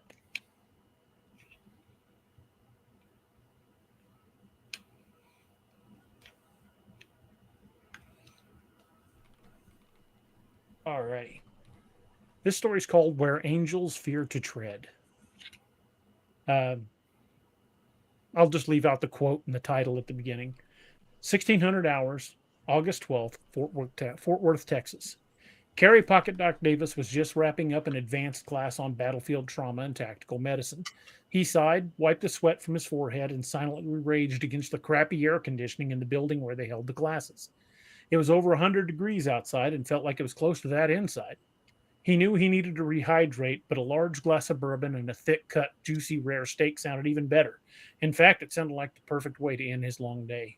It had been a full class with just over 40 students from several different agencies around Texas. There were a few Texas state troopers, 4 each from Fort Worth and Dallas PD, some Texas Rangers, the entire SWAT team from Sherman, 4 officers from Plano, firefighters from 3 different rural departments, and 2 game wardens from Parks and Wildlife. They all seemed to enjoy Doc's humor and insight as he taught them life-saving lessons. They'd been going nonstop since about 0600, stopping only for bathroom breaks and lunch. There had been 3 days of the classes, and Doc was happy that they just wrapped up day 3. The first was in the classroom, and day 2 had been a 14-hour day spent on the range doing hands-on practical exercises mixed with a live fire course. That was always Doc's favorite part. What was the point of teaching tactical medicine without the tactical portion? Besides, everyone in the class was a first responder, and learning medicine under fire might just save their lives one day. The third day was all practical exercises, hands-on testing. After 3 days in the Texas heat, Doc was ready for some sleep and either lying in the air conditioner or a long dip in the hotel pool. Then he remembered the idea he'd had about bourbon and steaks, and the pool faded away. What he wanted was a stiff drink, a good steak, and some quality time with his wife back at the hotel. "Here you go, babe," said Angie Davis, Doc's wife, as she handed him an ice-cold bottle of water. Doc snapped out of his X-rated thoughts and smiled at her. Angie didn't usually go with him to teach the classes, but this time was different. Doc's assistant for the class had canceled at the last minute, and she happily volunteered to help. Doc was glad she did because he traveled so much teaching these classes that they didn't get to spend a lot of time together, something he was planning to rectify right after dinner. "Thank you, darling," he said, in his slow southern drawl, winking at her. Doc drained half the bottle of water in a single gulp, then sighed contentedly as he pressed the bottle against the back of his neck. The sudden cold made him shiver involuntarily, but it felt incredible. Then he placed his large rucksack on the table in preparation for leaving. It was a military-style pack with MOLLE tabs on the sides and Velcro spots for patches. Doc had several morale patches on his. One was a round Dark Angel medical patch, and right next to it was an olive drab patch from the Wild Hunt that Will Gray Eagle had given him a while back when they had encountered the Wendigo in the Upper Peninsula of Michigan. Doc still had bad dreams about that, but it also changed his world. That's where he'd become one of the Hotometaneo, the band of Native American dog soldiers who hunted monsters. Most of the members of the class were heading for the door, but 2 of them approached Doc. He noticed it was the 2 game wardens. Doc knew their names from the sign-up sheet. They were Bridger and Jedediah Bowie, brothers that worked together in the thick woods of the Texas Big Thicket. He knew when they'd introduced themselves, Bridger had mentioned that he went by something else, but it was eluding him. Just as they arrived, it struck Doc, and he smiled. "Jedediah and Matches, right?" asked Doc. "That's right," said Matches, smiling broadly. "Good memory." Jedediah didn't say anything. He just grinned and tipped his brown Stetson cowboy hat to Angie. Doc remembered that even during class, Jedediah didn't talk much. In fact, he couldn't remember him saying anything at all. "What can I do for you boys?" asked Doc. "Well," said Matches, "that's the funny thing. I wanted to ask you about that patch." Doc noted he was pointing at the Wild Hunt unit patch. "Oh, that's just one of my Dark Angel patches," said Doc, tapping the round emblem and trying to redirect the conversation. "Not that one," said Matches. "The green one next to it." "Oh, okay," said Doc. It's just a unit patch that a buddy of mine gave me. It's the unit he's with now." "That buddy wouldn't happen to be Daniel Clark, would it?" asked Matches. "No," answered Doc, clearly confused. "It was Will Gray Eagle." "Yeah, we know him too," said Matches. "We met a while back when they came to the swamp to deal with something." Doc thought a minute before he spoke again. He didn't want to say anything that might violate the confidentiality of the team, but it was clear that Matches knew something. Just how much was the question. The operational security of the team had to be maintained, and Clark would be pissed if Doc accidentally let a civilian know about the existence of the Wild Hunt. "How long have you known Gray Eagle?" asked Matches. "We first met in a firefight in the mountains of Afghanistan damn near 20 years ago," said Doc. "I patched up some of his team. We've been friends ever since." "Then I take it y'all know what the Wild Hunt really does," said Matches. "We do," said Doc, glancing around to make sure nobody else was listening. "The question is, how do you know?" "Like I said, they came here a while back. They were on a rescue mission searching for some missing folks in the Sabine National Forest out past Hemp Hill. Some kind of monster called a gugway or something like that. Doc blew out a slow breath and took in what he'd just been told. Matches had just let the proverbial cat out of the bag without knowing for certain that Doc was even cleared to know. I don't normally talk to folks about that, said Matches. I know it's hush-hush, but if you got that patch, I reckon you all already know. Doc thought about it for a moment before sighing. I guess you're right, said Doc. Small world, huh? Well, yeah, said Matches, but I think it's just plain good luck. Why's that, said Doc. Because we might have found something that's right up their alley, said Matches. Really? Asked Doc. Yeah, but nobody believes us, Matches added with a shrug. You can call Daniel Clark, said Doc, or call the hotline. Well, I can't find his card, said Matches. I put it up for safekeeping and can't remember where I put the damn thing. I've got the number, said Doc. I'll give it to you so you can call and report it. I was kind of hoping you'd take a look first, said Matches. I don't want to waste their time if it's just us being paranoid. But after those Gugway bastards showed up, we ain't taking no chances. All right, said Doc. What did you see? Where was it? Have y'all heard of the Lake Worth monster? Asked Matches. I have, said Doc. I didn't know there'd been any recent sightings. Well, a few months ago, said Matches, some teenagers out parking got attacked. One of them was hurt pretty bad, wound up in the hospital for a few days. Damn, said Doc. Local cops searched the lake and didn't find anything, said Matches. We got sent out there just in case it was some wild animal. We parked down the road a bit and walked in. There was a couple down there parked, and we saw this reptile-looking thing creeping up on them. Then what happened? Well, not to beat around the bush, said Matches, but I shot the stupid sumbitch. Pardon my French, ma'am. Damn near killed him, too. Honestly, it might have been better if I had. Then he goes to screaming and hollering. Turns out it's just some prick from Austin hoaxing sightings for some TV show. Well, he lived and he's facing assault charges, but he's threatened to sue because we shot him. Sounds like it was just some guy, said Doc. No cryptid involvement. Well, yeah, on that one, said Matches. Jedediah shook his head and glared at Matches. I know, said Matches indignantly. I'm getting to it. I need him to understand what events led up to it. The details are important, little brother. Doc glanced back and forth at the brothers. Anyway, Matches began. Before I was so rudely interrupted, Jedediah just rolled his eyes. My boss wasn't too thrilled that I shot the guy either, said Matches, but he couldn't really argue it because the moron had already hurt those kids. Hell, if it had been a real monster, he'd have been the first one to claim credit for stopping it. Doc drained the rest of his water bottle, and Angie handed him another one. He was beginning to think that he wasn't going to get that steak tonight, or the dessert either. So he told us to make ourselves scarce until the story died down, Matches added with a shrug. I guess I get it, since the media was painting me out to be the bad guy. Go figure, right? I mean, I shoot an asshole that's about to attack a couple of folks making out in their back seat, and I'm the bad guy. How does that shit make sense? I really hate reporters. I don't blame you there, said Doc. They seem to have it in for law enforcement lately, even when you're doing a good job. Sometimes, especially when you're doing a good job, added Angie. So what else did you find? Well, we got sent back to the big thicket and told to keep our heads down until the media got tired of the story, said Matches. So we took our camper and headed for the Sabine National Forest. Hell, we patrol that area anyway, so we figured we might as well stay there for a spell. Aunt Matches took his black cowboy hat off and wiped the sweat from his forehead. Angie offered him a bottle of water, and he accepted it with a smile. Thank you, ma'am, he said. That's right kind of you. She handed one to Jedediah, and he nodded and tipped his hat without saying anything. Matches drank a long pull from his bottle, then capped it and placed it on the desk. First thing we noticed is there wasn't much game near that campground, Matches began. At first, we just thought it was the heat. Then we noticed that the campground was empty, too. I mean, there weren't many folks there the night we arrived, but even they left within the first couple of nights. Jedediah nodded in agreement. That place is usually pretty busy, said Matches, so that was odd. We didn't think too much about it, though. We just did our patrols and came back to camp at the end of our shift. To be honest, it really kind of liked the solitude. It was peaceful, at least at first. Doc could see something was bothering Matches. He paused and took another drink as if collecting his thoughts before he continued speaking. On the fourth night there, said Matches, we were making supper on the fire. It was dark and there was a storm in the distance. We could see the lightning dancing in the clouds to the west, and you could feel the moisture in the air. The usual night sounds were loud, and the campground was completely dark except for our fire. Then everything went dead quiet. All the bugs, the tree frogs, everything went off like it flipped a damn switch. It was freaking spooky. What happened after that? Asked Angie. Well, Matches said, pausing for a moment. We heard something walking through the woods coming toward us. It sounded like it was on two legs and heavy. We both grabbed our pistols and stood up. As soon as we did, it stopped moving. I saw what I thought was eye shine staring at us from the darkness, maybe 30 yards away or so. I knew right then it wasn't a man. We don't have eye shine, only animals do. That's right, said Doc. It's called tapetum lucidum, and it doesn't occur in humans.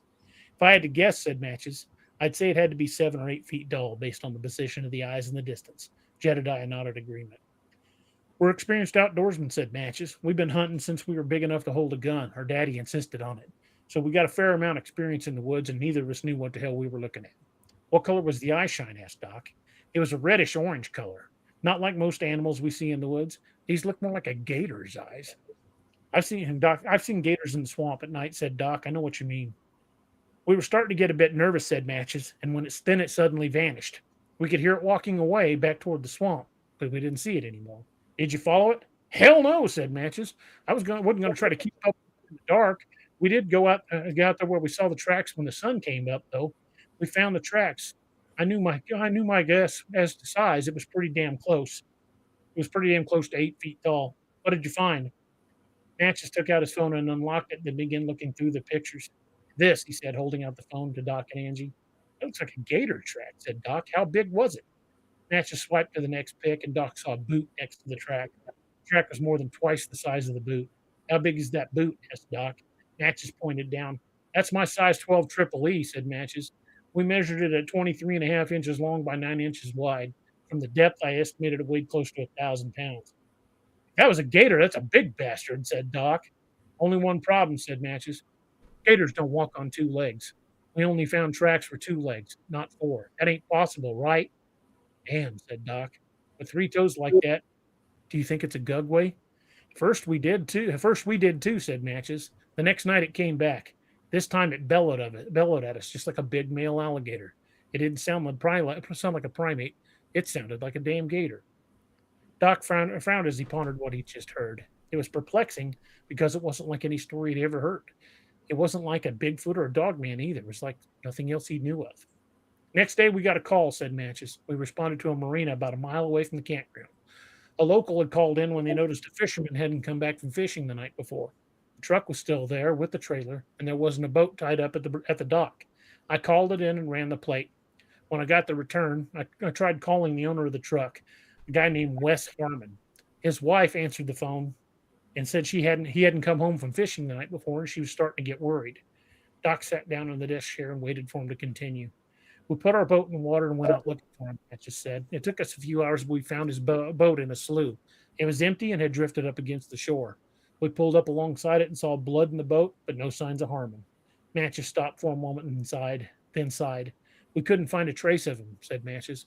But now, there are big gators in that area, so we can't rule that out. But we found tracks leading up into the woods, just like the ones we found near our cap, and they looked like gators on 2 feet.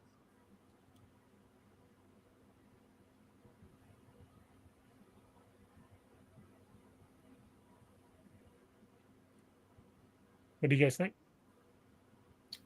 I like it. Pretty good.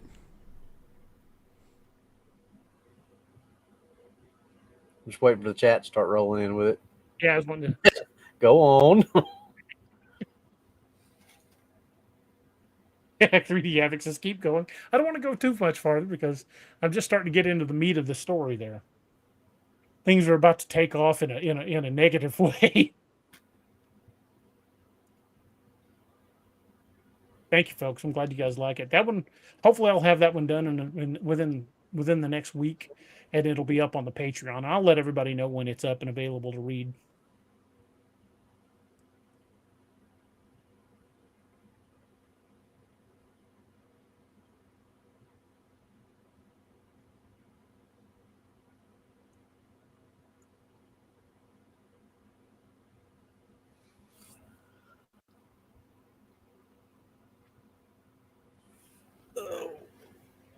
Roxanne says, DA is the cryptid gator, I think, from the Congo you got the idea from. Sort of.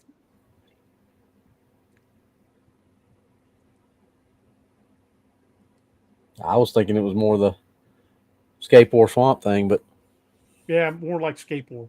It's something different. I haven't written about anything like this before. Just Ryan says, awesome. You need to organize a live reading of your books. I should do that. I should do a show where all I do is do some reading.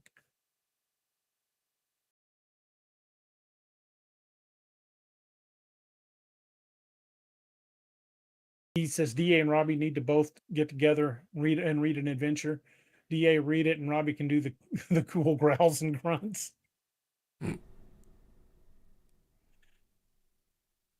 Oh, Robbie, we lost your audio. Yep, we lost Robbie's audio. Shadow Gypsy says, "What are you going to do about the reporter that approached Clark?" Well, that reporter gets his own in the Nightmare Hunter series. Yeah, you'll read about that reporter a lot more in the Nightmare Hunter series. Got one book done, and I'm about halfway through the second. So look for another Nightmare Hunter coming soon.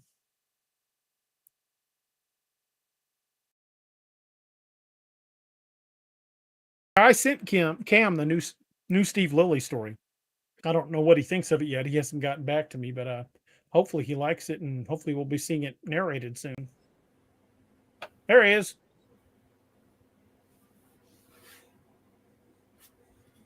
Damn satellites. Don Donaldson says DA the brothers would be a good match for Mrs. Clark's team. I've thought about that, but I kind of like having them kind of on their own too. But you're definitely going to see more out of Matches and Jedediah Bowie.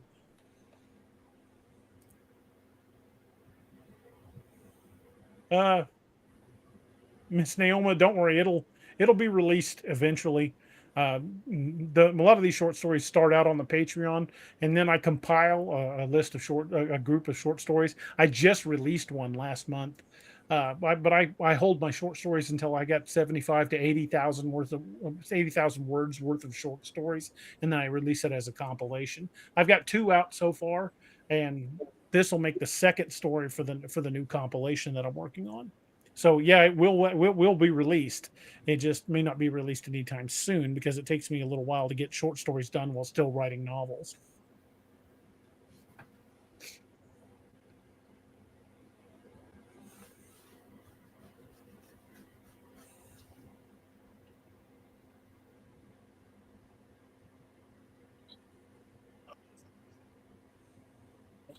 Sorry.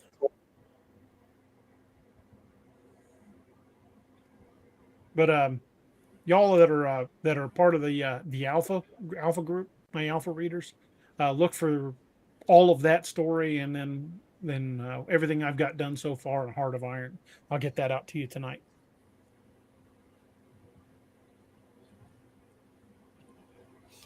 Arlen, yeah, I'm a big Kolchak fan. In fact, I've got my Kolchak T-shirt on. But I love this hat.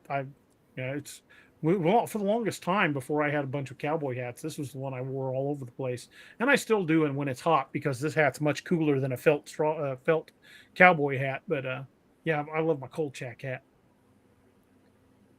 Mary Cole says you should narrate your books. I've been thinking about it, but I like how Cam does it.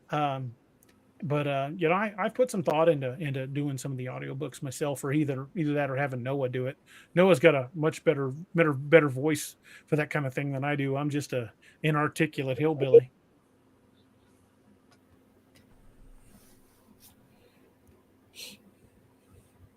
Brian Barber has a good question. Robbie, I think this is kind of for all of us. Hey, see if you could pick one cryptid and one area to investigate anywhere in the world. Where would it be? Does it have to be a place where those cryptids are often seen?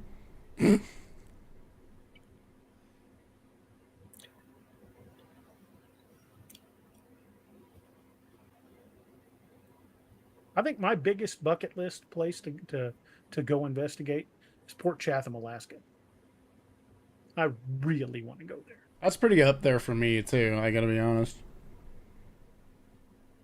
Yeah, either there or Snell Grove Lake. Yeah, Snell Grove would be nice, but I think Port Chatham would probably the top of the list for me. He says nope anywhere. All right, well I'm gonna go investigate the chupacabra, in the Hebrides. There's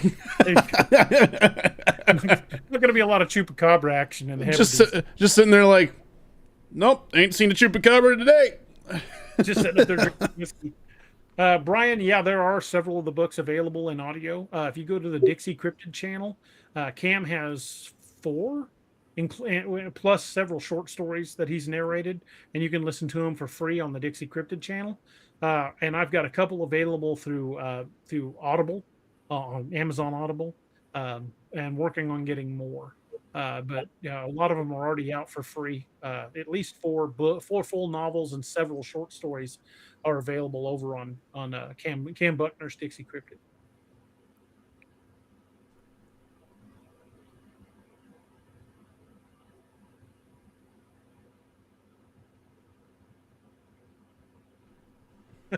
Greg House says Ghost of Playmates Past in Hefner's Mansion.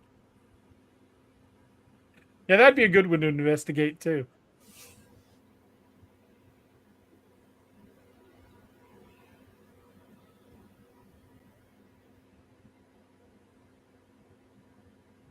Well, boys, we're coming up on the top of the second hour.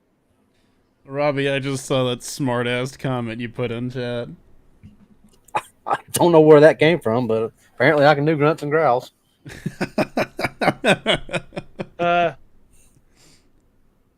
Josh Dalton says DA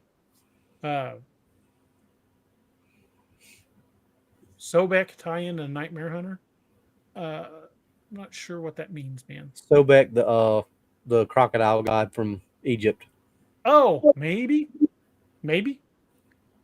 John Lamb says DA Port Chatham is a long boat ride. I get that, but that's one of the reasons I want to go there because it's so far off the beaten path. Roxanne says, when will the next Apex Predator be? I've got a few projects ahead of it. I'm going to finish up the one on the first of the Blood and Redemption saga that I'm working on right now. Then I've got the next Nightmare Hunter I need to finish. Then it's probably going to either be Lakeview Man or the next Wild Hunt. And then Apex Predator be right behind those. So hopefully, if I can stick to the plan, and I'm not laid up for a long period of time in July when I get that defibrillator implanted. If it doesn't keep me from writing and throw me way behind schedule, I hope to get 3 to 4 more books out this year, and Apex would be one of them. Lyle, I appreciate that, man. Definitely. Yeah, the more you tell people about the books, the more it helps them get out there. So definitely, thank you.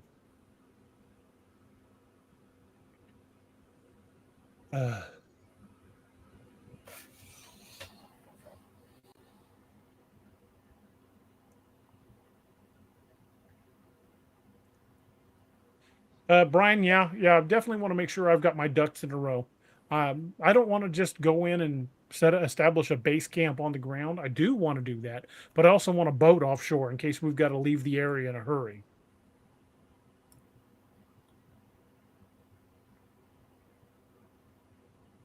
Edie, yeah, definitely. Let me know. I would love to do that. That'd be a lot of fun. Folks, we are at the 2-hour mark, so we're going to start winding things down. I hope you guys enjoyed the part of the short story, and I hope you enjoyed the topic tonight. We had a good time doing it. But part of the show where I always talk about the 22 a day foundation. We lose 22 veterans a day to suicide, and that is 22 too many. Check out the Till Valhalla project if you want to help out. Check out the Officer Down Memorial page, and you'll see the number of first responders we're losing in the line of duty, and a lot of those are from self-harm. 22 a day is 22 too many. So if you've got any friends or family that are veterans or first responders in any capacity, check on them once in a while. Your text or your phone call, or even you taking somebody out for a beer might what pulls them back off the edge, because sometimes those traumas build up, and it's a lot to hold. It's a lot for a human mind to have to comprehend, and these folks have to do it day in and day out. So keep these folks in your prayers, and check on your friends. Mark your calendars on the 22nd of each month. Losing 22 a day, the 22nd should be a good reminder for us. Use that day as the day you reach out to your first responder friends and let them know you're thinking about them, because sometimes it's the ones that seem like they've got it wired tight together are the ones that need it the most. So you never know. Noah's wearing one of our Till Valhalla shirts. Never forget we live among giants. The back of that shirt is awesome too. He's going to show you. Awesome. I don't know how well I can do this, but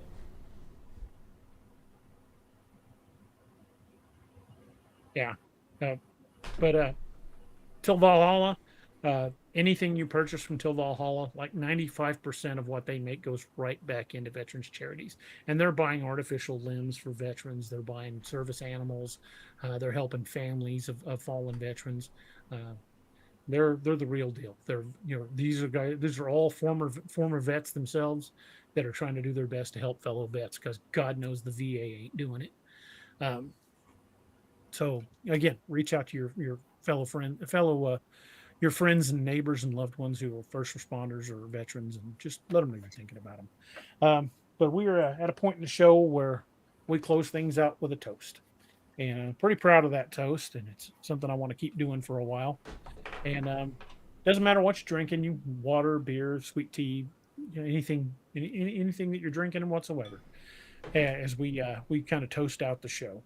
And it's from an old Irish drinking song called "The Parting Glass."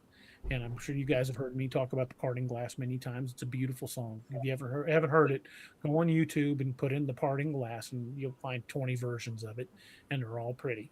The Ed Sheeran version's really good. But there's a acapella band called the Face Group, or the Face Band, the Face something. But they're an acapella group, and they do an amazing version of it. I mean, it's absolutely beautiful. So if you guys will join me in the toast, if you'll put the toast up. The toast says, "But since it fell into my lot that I should rise and you should not, I'll gently rise and softly call. Good night, and joy be to you all." Good night, everyone. Hi, y'all.